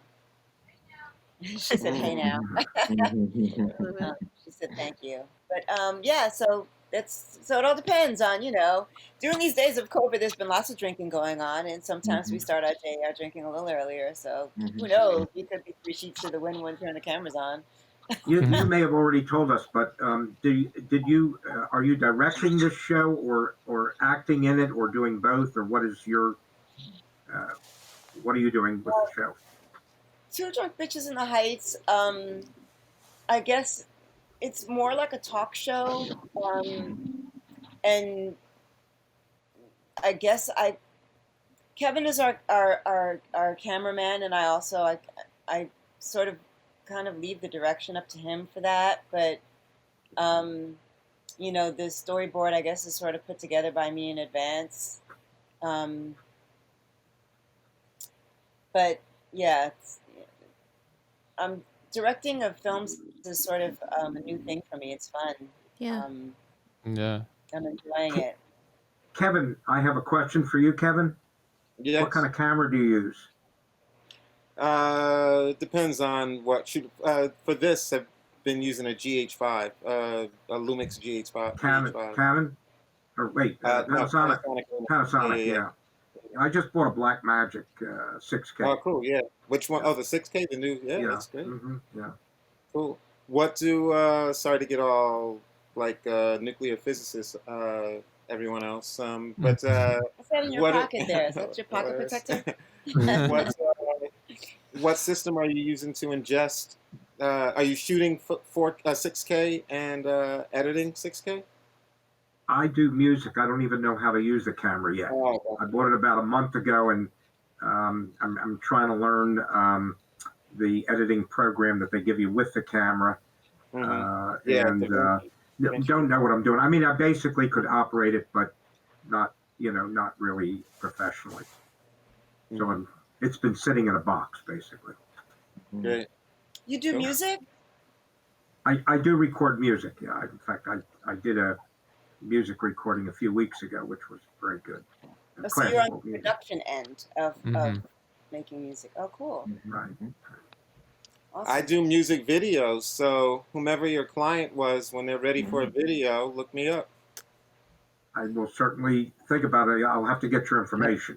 All right. Where are you? Are you in New York? You said, right? You're Correct. in New York Yes. City. Okay. Yeah. You deal with B&H Photo, probably. It's one of my favorite toy stores. Yeah. Right. That and Adorama and I go there too. Yeah. yeah. Yeah, I feel like I'm watching Grandpa and Kevin fall in love right now. So good. So I know. I feel like. I'm sorry. Yeah, no, it's okay. No. I just mean Grandpa's the love thing that's going on between you guys. It's beautiful. no, he's been waiting 5 months to deep dive into cameras and production. He loves it so much. Oh, cool. B&H, this is the last thing I'll say about it. I have to always give credit to B&H for being the only electronics store that I've ever been in my life where the sales folks are more knowledgeable than I about whatever it is that I'm interested in. what about Adorama? Not so. Oh well, they're kind of as well. I think they've upped their game because they're B&H's competition, but Right. I've felt that sometimes they can seem like they're just a Walmart worker, in electronics today and in hosiery tomorrow and produce the next day, so that they don't know anything about what they're selling. I don't know if you've been in B&H recently, in the last several months, but their staff has changed tremendously. Yeah. Are they still not as knowledgeable? I would say so. Yeah. I would Oh, say wow. they are not as knowledgeable. Yeah. Well, some people are. Some certain departments are. Like their video department, the guy's very knowledgeable. But some of the other departments, they've just changed a lot of help has changed in that store. Well, Have- I've not experienced that yet, but technology does turn over at a rate that's kind of hard to keep up with. Right. All right, back to Susan. Brent, We'll be you back. in Atlanta, right? Did you move to Yeah, Atlanta? I traded places with Kevin. Like he went to New York, and I'm like here. I'm like fully Are here. you loving it or? I mean, I've been in my apartment like 99% of the time. I was gonna say, it's hard to really. Yeah. Yeah, I gotta Yeah. plug you in, bro. Yeah. Yeah. Well, we can talk, but it's crazy how different it is than New York with like the lockdowns and stuff like that. It's like it's very open. So Well, yeah, I was gonna say you can like walk into a restaurant, sit down and eat, and then go to the gym next door and then get your hair done and all of that. you can smoke hookah at the gym and then go to the hookah lounge, get a good workout. Like I'm not even exaggerating. That's craziness. How have you been doing, Phines? I was telling Kevin, it's kind of crazy that it's. I'm sorry, you weren't talking to me. Sorry. Oh no. Phines is also just locked in. Well, not locked in, but in New York as well. And You're in New York. Okay. I'm in New York. Yeah. Yep, I'm in Astoria. You're in Astoria. Mm-hmm. So you've got the pretty much same experience we have here with not being able to eat out or. Oh yeah. But I agree with you guys. It's been a good artistic awakening for the time being in here. So I'm okay with it, and I'm a bit of a homebody, and yeah, I can notice more and more on the show that I'm pretty reserved individual anyway. So it was definitely okay for me. I enjoyed I'm enjoying my quarantine time. So That's good. Yeah, I have to say the same. I also work in a restaurant, so it kind of bums me out when I have to go to work. But oh yeah, I'm still working. I work at a museum, so I'm still out there. wow. So what they are allowing people in museums to work at, or? Yeah, no, they sure is. They sure are. art. Hasn't the restaurant business been pretty slow right now, or am I wrong? Yeah, it's yeah, because they shut us down. We can't serve anybody. But they find ways of making us work anyway. Oh, But we still have takeout and delivery, so they've got me pretty much. I've I've answered phones now and handle Yeah. takeout and delivery business, but um, and I'm only working 1 or 2 days a week at best because they just very don't have. very tough right now. Yeah, My wife's son-in-law and son own a few restaurants, and they're having a tough time. Very I'm tough. kind of okay with not working as much because it's we shouldn't be. Right. We should be indoors Unless it's in until a it's. very controlled environment. Yeah, I feel like one of the best things that happened once COVID hit was when everything shut down. The numbers started to fall, and when things started opening up, the numbers started to rise again. And I feel really horrible for the businesses that have been forced to close and how people are suffering. But that was the one thing that seemed to be working well with with battling this thing is shutting things down. And I hate to say it. I don't want to I don't want to agree with them, but you know Well, I agree. I think the what I meant by controlling, like for example, the basketball when they went into the bubble to end last season, they didn't have any cases of COVID. I mean, it's super simple math. I mean, they went into big group isolation. So yeah. yeah, Philadelphia's been shut down. They shut it down, and it's supposed to reopen the restaurants. I believe this Saturday, on the 15th, whatever day that is. And now I think isn't the rate of COVID infections at the highest level right now. mm, So I guess they've been holding on so long, the owners and people that work in the restaurants, that they're allowing them to open, which seems crazy to me with the way things are right now with the infection rate. Hmm. I think that the vaccines rolling out have given people a false sense of security that, oh well, they can go out and do whatever because in a couple of weeks they'll get their vaccine shot and they'll be fine. Yeah. Everything's done that. The decreasing numbers, when the numbers started to decrease, people got a false sense of security and just started to take their masks off and get a little lazy. And yeah, Insane. yeah. But you're right. Is it Finest Yeah. or Fine? Finest. Finest. Yeah. Yeah, I agree with you. I find that it's those of us who are creatives have, we're inside and we're using the time to focus our energy on. It's allowed us more time to focus our energy Yeah. on our creativity, and it's a beautiful thing. I'll Yeah. even go a step Before. farther. Yeah. No, go ahead. Oh no, I was just What's gonna up? say before the pandemic, both of you guys were very inspiring to me, like creatively, and I'm not surprised that you're still, doing it. So, what were you gonna Thanks. say, Yeah. Phines? Likewise, bro. I was going. I was just going to say that I'm not. I'm not surprised that since we're not quarantined, like you were saying, like how you didn't want to work and how not it's. I agree. I'm not to put that on you. I agree that when I wasn't working, call whatever you want to call it, but having that taste of wealth or not being able to work, I was at my mental highest. I was probably the happiest. I was probably working on the most art. I was getting the most rest. I was definitely, and the numbers were going down. And we were getting money that was being spent um, quite a bit too. So I know there was a lot of stuff going wrong with the world, but it seemed like it was really hurting the people with a lot of money more than it was the average layperson who was getting the most rest and the most money and being able to actually spend money and actually learn ideas and express ideas. And I don't know why they're not putting us back in our houses. I mean, maybe I'm just saying that because I want that. Cause I'm like, I need that rest again. I need that that time alone. And I'm trying to make it to the next tax bracket myself, and I need time for that. And I can't spend all that time being sick and trying to work at the same time.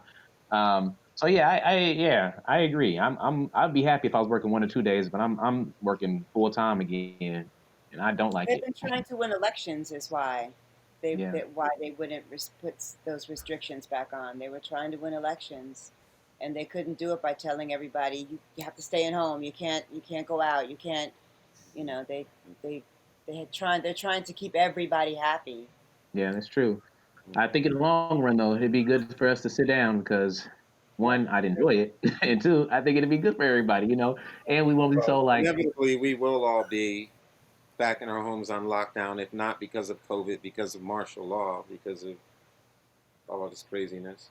All this craziness. Yeah, we were talking about in a recent episode about all the unrest and everyone being so upset, and I thought a lot of it has to do with the virus and people not knowing who to blame or who to be upset at. And now look how, I mean, we were already on a powder keg before all this happened, but it just seems like now it's just like we're all just ready to just be mad at somebody and just be angry at somebody, which again, not a good reason for me to be at work because I'm still at work looking at people coming in my job and I'm like, oh, what you doing out here? And I think a couple months ago, like if I wasn't that irritated, I wasn't that stressed out. So yeah, I think there's some truth to what Susan was saying about. Well, I'm still trying to figure out. I've roughly calculated the amount of money that they should have sent to the American public from this first stimulus, where I think each person got like $1,200, and that only comes out to like, I don't know, maybe 300 billion, and they took out something like 2.25 trillion, which is like 6 or 7 times that amount.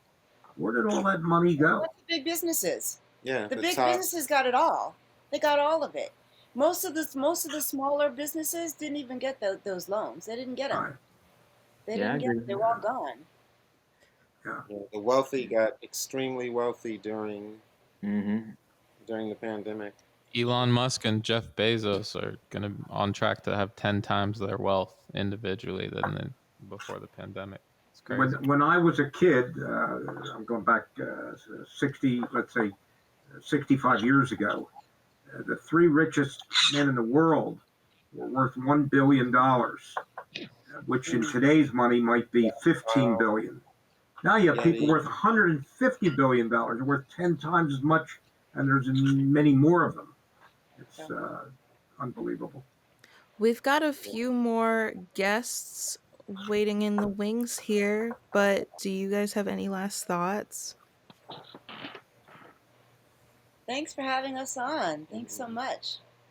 Happy birthday to my baby. Thank you. Yes, happy birthday. Happy birthday. Yeah. So When you good to guys- have you. When you guys release the first episode, we're gonna promote the fuck out of it. Yes, So, please. I'm super Awesome. excited for And I hope you'll come on again. 2 Drunk Bitches in the Hyatt. Okay, Absolutely. love that. yeah, Next time I'll bring Denise too. Yeah. love both you guys. Super good to see you. Love you too. We miss the heck out of you, Much love. Brandon. Yeah. I miss you. Yeah, I know we had a We'll lot be of down fun in memories. Atlanta soon. We have to go Cool. shopping for a home there. Yes. Call me. Get an extra bedroom for me. I don't know. All right, y'all have a good night. Happy All right. birthday. Good night. Thank Good night. you. Night. Good night. Night.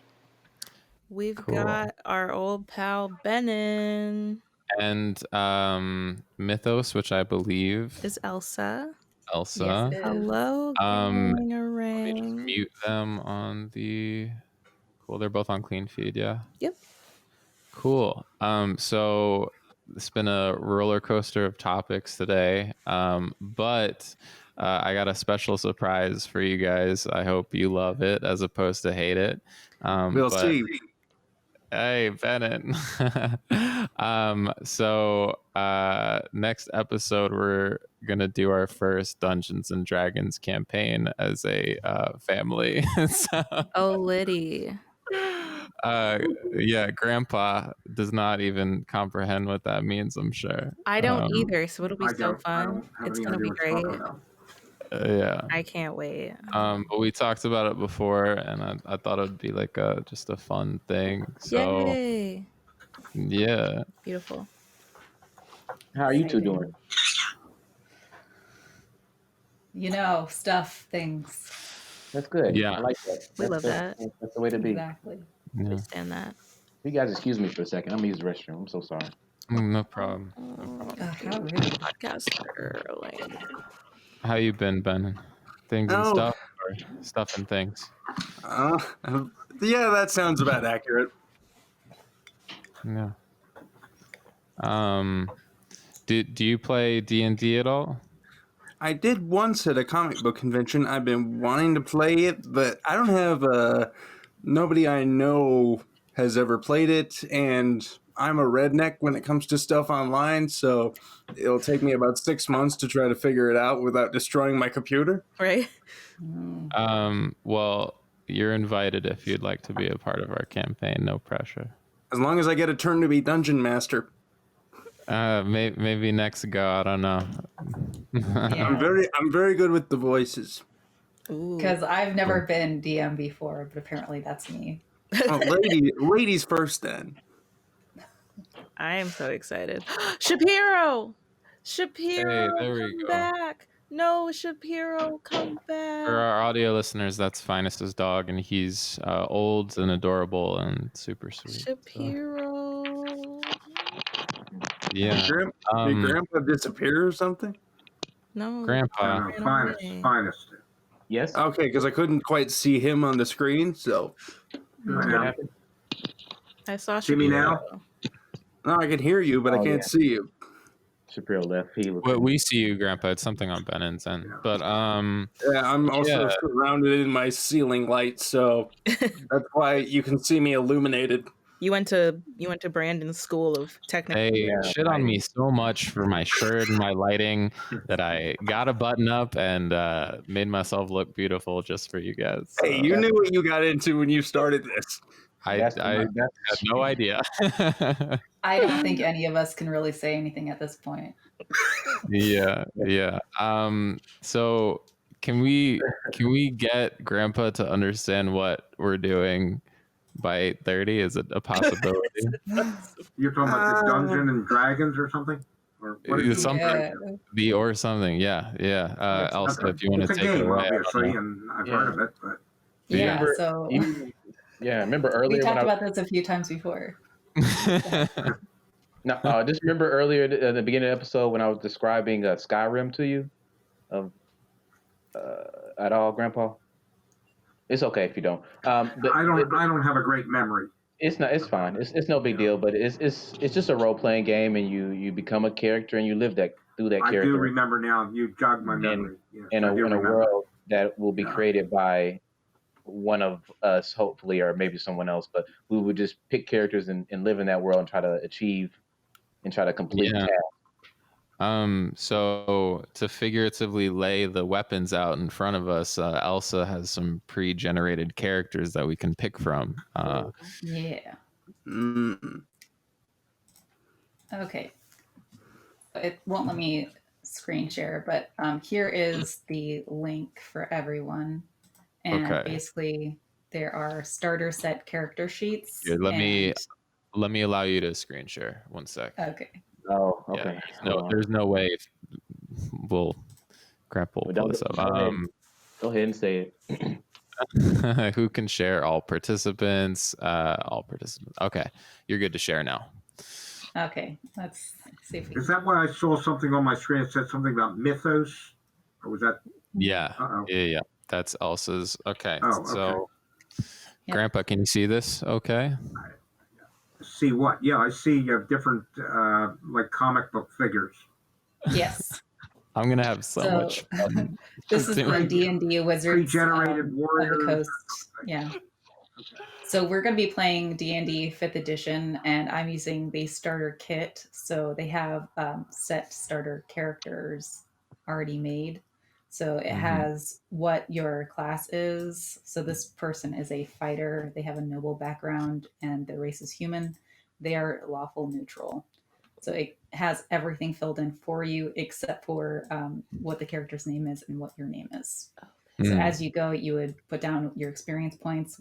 Once you hit a certain amount of experience points, you would level up to a level 2 fighter. So there are a few different character sheets in here. I think there's 4 or 5 character sheets. We have a human fighter, and it also gives you background about your character and what it means for them to be lawful neutral. So it says, for the alignment lawful neutral, it's essential to establish law and order, even if it takes an iron fist to do it. The nobility are bound by honor and tradition to protect their people from both external and internal threats to stability. An organized society leaves no room for evil and chaos to take root. So basically, are you following, Grandpa? Just to make sure. I give up. It's funny because I knew it. I was like, this is not, Grandpa's not gonna. So yeah, lawful neutral is basically you're that iron fist. You're gonna follow the law or else. Yeah. So what she's showing us, like very bare bones, Grandpa, is this is like a video game, but there's no video game. It's just us talking together on the Zoom, and it's like role playing. Like, why am I being singled out? I'm confused. I ain't saying nothing. If that helps. Well, you guys saw the new Jumanji movie? No. How they have to pick their characters, and it's like, oh, Bravestone, he has these abilities and these weaknesses. You know so, what's fun? You know that's kind of fun? like this, except it has like more in there because it's not just like a one shot. You know what, Grandpa? Not everybody's into role-playing games. You know, this is not for everybody's cup of tea. You know, I really love this stuff. It's all my, whatever gets me out of reality, I'm for it. I know Brandon likes it. I'm sure. Yeah. I like dragging you into stuff my whole life. So why stop now?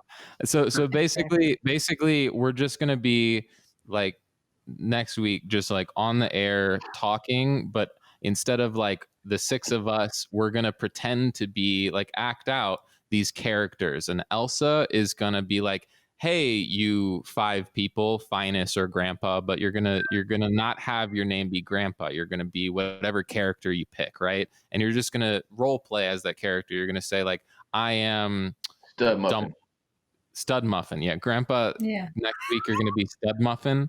And you're going to say Stud Muffin. Yeah. So Elsa's going to be like, hey, you 5 people, and it's just us sitting at these tables on Zoom talking. Hey, you 5 people, you Stud Muffin and other adventurers, I'm gonna walk you through an adventure. So Elsa's gonna be like, the 5 of you, your characters, are on a street, and so it's like, okay, in our imaginations, the 5 of us are on a street, even though we're sitting here, and we're gonna be talking as if the 5 of us are on this street, and she's gonna be like, a dragon has appeared, right? So like it's all just in your imagination, but as we're sitting talking on Zoom.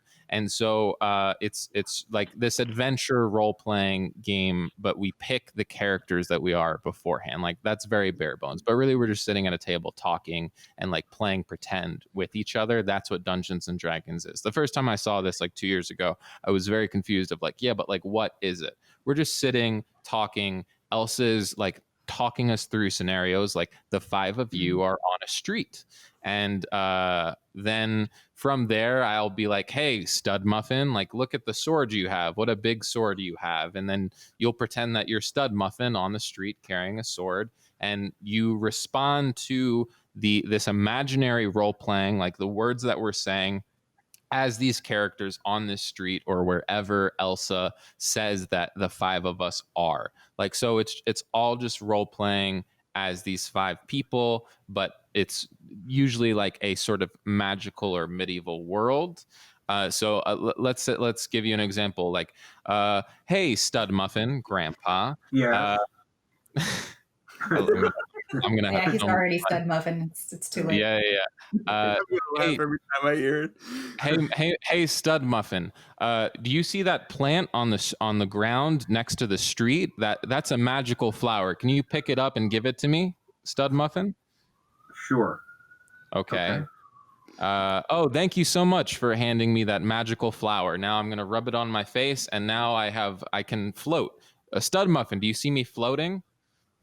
Absolutely, yeah. I'm floating because you gave me that flower. So thank you so much. And that's it. We just talk through and walk through scenarios in this magical world.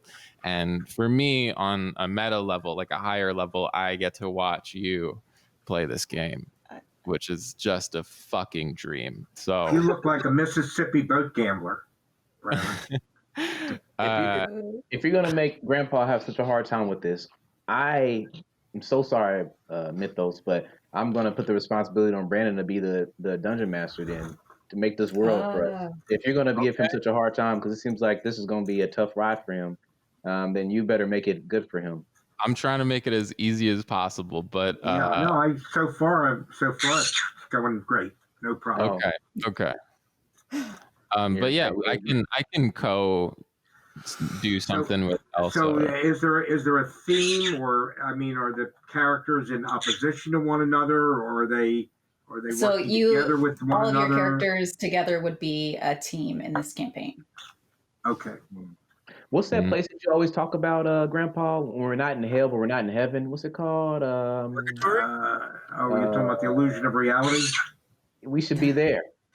Okay, that's the mind. Yeah. In the mind. Okay. Let's really do make it meta, huh? Okay. I'm just All joking. You don't have to do that. I'm just kidding. That seems very tough. Is there a kid version of D&D that that we can start off with? I don't know. I've never heard of it. Do y'all ever just play like Uno or something? Go fish. Uno, yeah, go fish. Uno, it's fine, but Yeah, that would be a nice segue. It's cool, but that's not as fun dressing up. For trouble. Yeah. Well, isn't the fact that we'll be in trouble half the fun of it? Trouble's fun. Yeah, I like playing Trouble. That's fun. Oh man! All right. Let's pick our characters. Let's just. So we also have a dwarf cleric. Clerics are technically considered healers, and they also work for a god. And so they have more of a support role. And a fighter is more like, if you ever played WoW, a fighter is more like you're going to go out there, you're probably going to be the tank. So a dwarf? I can play that. Okay, I'll play the dwarf. Look at all the cool stuff it has, like medicine, animal. Yeah. So fine. I should have asked before. Who's cool, Grandpa? I would really love if you would do this with me next episode. Would you be down to play this game just for an episode and see how it goes, Grandpa? Sure, absolutely. Yeah, I'm in a hypnotic trance anyhow. Phines, you said that you'd be down. You're in. Yeah, I'm in. Benin, are you cool with it? Heck yeah. And Sierra, would you like to play or you sit out? It's totally up to you. Well, I have to be here anyway, so I guess. Let's do it. All right. Without her, this doesn't make air. She just looks really concerned. That's the spirit. The six of us are officially on an adventure. Cool. All right, let's kill something. Yeah. Okay. So Grandpa wants to be the dwarf character. Is that? Be a drunk bitch in the nights. Perfect. I would love to get on that be the dwarf too. Oh, okay. Whatever. Okay. And so each different type of character has different things. Like common is the common language, and since he's a dwarf, he's going to have dwarvish, so he can speak dwarvish. If we hear someone in the encounter speaking dwarvish, he's the only one that's going to understand it.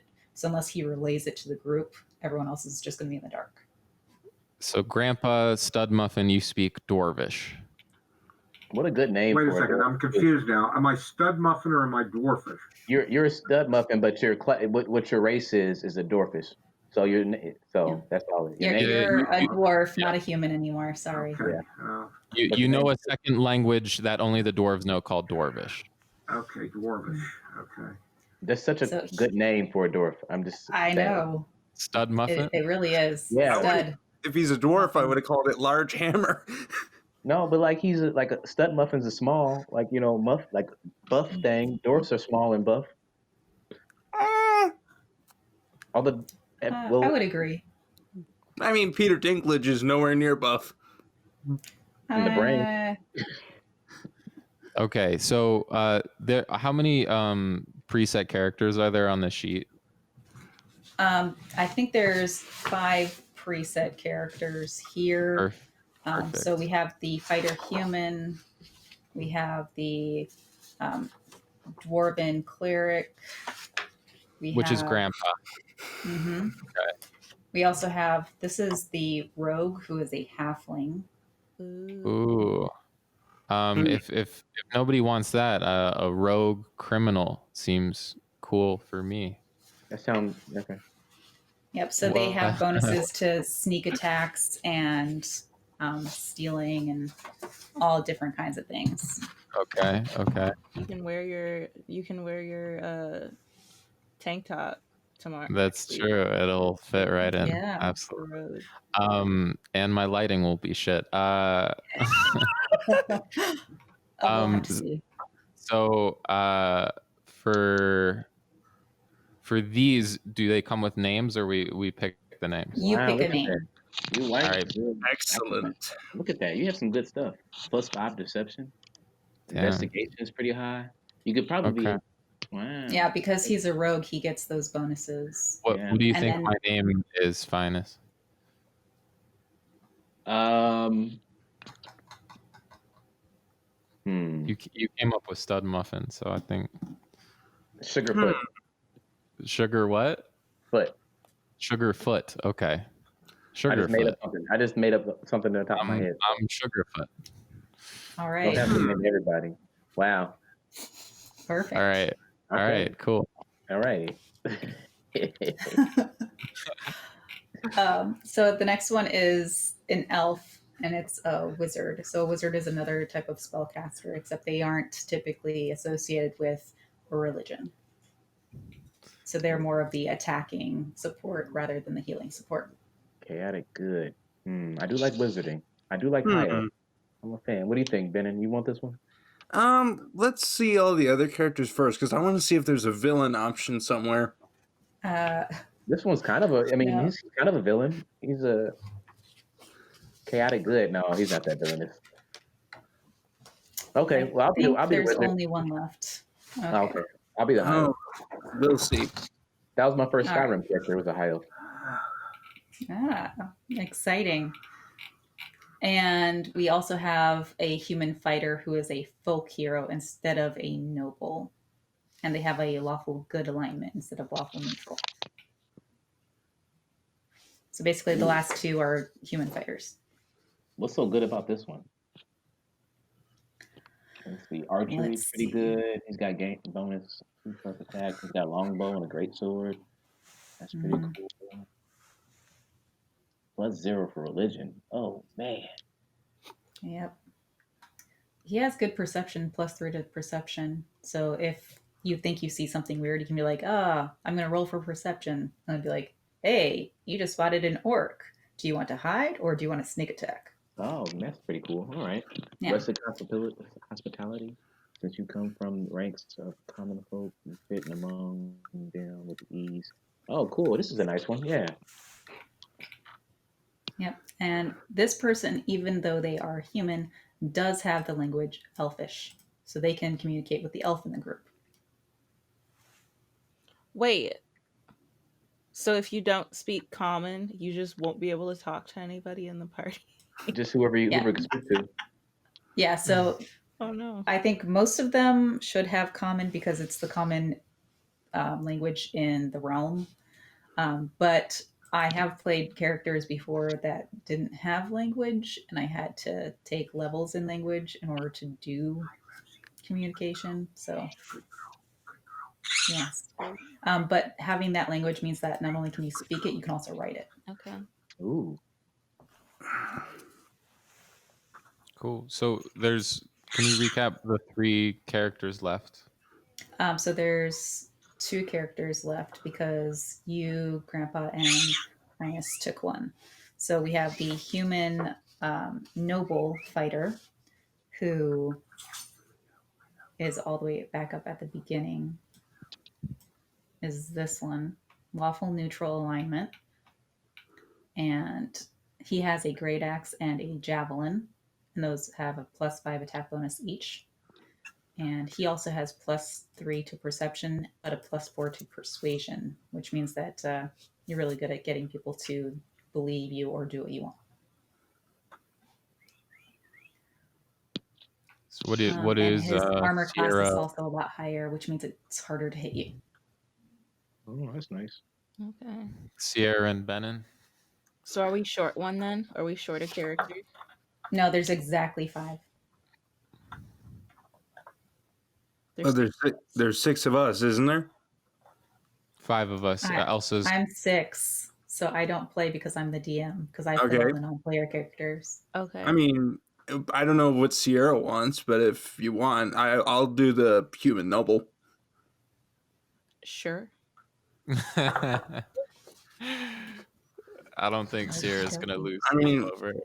I'm indifferent just because I don't know what's going on yet. But I mean, I would love to see like if I made up the world, it would be like Sierra would be the damsel in distress. But Benin. Everybody needs to save the damsel. I don't know. I think Phines should be the damsel. Oh yeah, I'm so ready. And Grandpa has to save Phines. Yep. All right, stud muffin. And I'm the dragon that gets to eat you if you lose. What are your guys' magical made up names want to be in this world? Ooh, let me think about that. Ooh.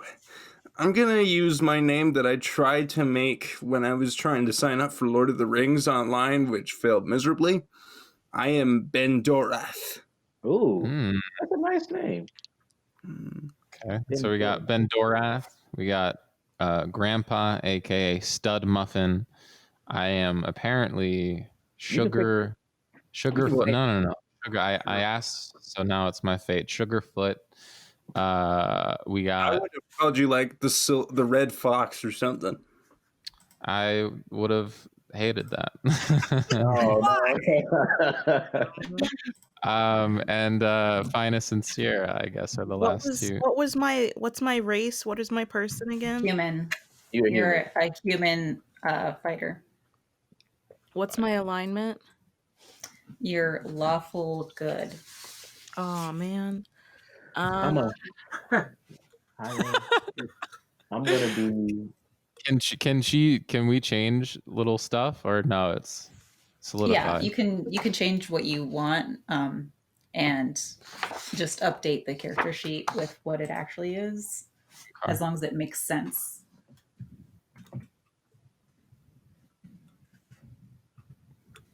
I have no idea, guys. I really don't know. Okay. I felt the same way in my first day in computer class. Don't worry. We'll figure it out as we go along. Can I change my alignment to chaotic evil and just name myself Mitch McConnell? Travel Mitch McConnell. It's solidified. We have and Phines, what do you want your name to be? I'm a high elf. That's a wizard. I want something like Wiz Khalifa. But something a little He's different. not magical at all. Not with that attitude. But he's a high elf. He's a high elf. Trying to think. Wiz Doggy Dog? Wiz Shapiro for the dog that I did not get to see. Oh yeah. Wiz Shapiro? You like that? Wiz Shapiro? Wiz Shapiro? I like that one. Yeah. Okay, I think it's solidified for next week. To all of our listeners, I hope you stay tuned. I am Sugarfoot. We have Grandpa, aka Stud Muffin. We have Phines, aka Wiz Shapiro. Bendorath, am I saying that right? Yes, you are. And the chaotic evil member of our team, Sierra, aka Mitch McConnell. That's hilarious. I'm lost on that name though. Is that like supposed to be somebody from the movie? He's you Google Mitch McConnell. You Google Mitch McConnell, and You all our he may Google not be Mitch evil to you. He may not be evil to you. Who knows? It probably you do that. You do that. Yeah, Benin is Canadian. Yeah. Thank you so much, Elsa. I'm super excited. I think it's gonna be a ridiculous episode. I'll call Grandpa. We'll go over our 2 character sheets. If everybody else could like look theirs up and change what you want and stuff, and have them prepared for next week. Also, I included the link to Roll20, which has like all of this stuff on here. It has a dice roller, and you can import your character sheet so you can look at it and change stuff as you go. It's a really popular online D&D or gaming tabletop app. So if you're interested, you can go there and do that, and just upload your character sheets and change it in there. Yeah. Any questions or last thoughts? I'm very excited to hear. Yeah. Well, while we're already doing this, and it's going to be interesting to see how Grandpa reacts. Brandon, I got an interesting idea for you. I don't know if Grandpa has any of the streaming platforms, but I'd love it if you could do an episode where you watch the movie Azeroth with him and see his reaction. I'm not familiar with that movie, but yeah, we can look it up. It's like a movie based on World of Warcraft. Okay. And it's got like the lead from Vikings in the first couple seasons in it. Ooh. Yeah, Grandpa and the whole team's been talking about watching a movie together or reviewing something. So yeah, maybe for sure. Phines, you were gonna say something? I'm skeptical. Fair enough. I'm skeptical. Dungeons and Dragon games can take a lot of time. Yeah. So think of next week as only the beginning. Yeah. You could make it 2-parter episodes. Well, that's why we're using the starter set, because it's supposed to go a little bit quicker, and we can pretty much stop whenever we need to. So that's true. I know, but we could like get like this epic odyssey of like previously on our attempt at Dungeons and Dragons. Yeah, I actually think this could be the thing that blows up. Well, you know what? If she's gonna, if Sierra's gonna be Mitch McConnell, I don't know why I'm not Wiz Khalifa. Isn't that a cool team up? Yeah. Be Wiz Khalifa then. I've never heard of I know Wiz. But you're in this world. Wiz Shapiro is Wiz Khalifa. That'd be the funny to conquer a dragon. I would have never thought those two would be together. Yeah, that's amazing. No, and a stud muffin is hanging around as well. Yes. Mm-hmm. We all gonna have a stud muffin around though. Sierra, any last thoughts? No. He's done. Grandpa? I'm going to say no because I have a lot to catch on to. Yeah. Hey, I love you, and I love all of you, and we'll get through this together. Honey. And that's our show. Thank you, guys. Good night, everybody. Good night. Good to work with you. Bye-bye. Podcasting with Grandpa Barton Rosie, always on his shoulder. This is Grandpa and Chill. Grandpa and Chill is brought to you by your hosts, Brandon Fox, Bart Frank, and Phines Jackson. Our producer is Sierra Doss. You can find episodes old and new on Spotify, Apple Podcasts, Google Podcasts, and more. Subscribe to our YouTube channel to watch the show, and follow us on Twitter for behind-the-scenes moments you can't get anywhere else.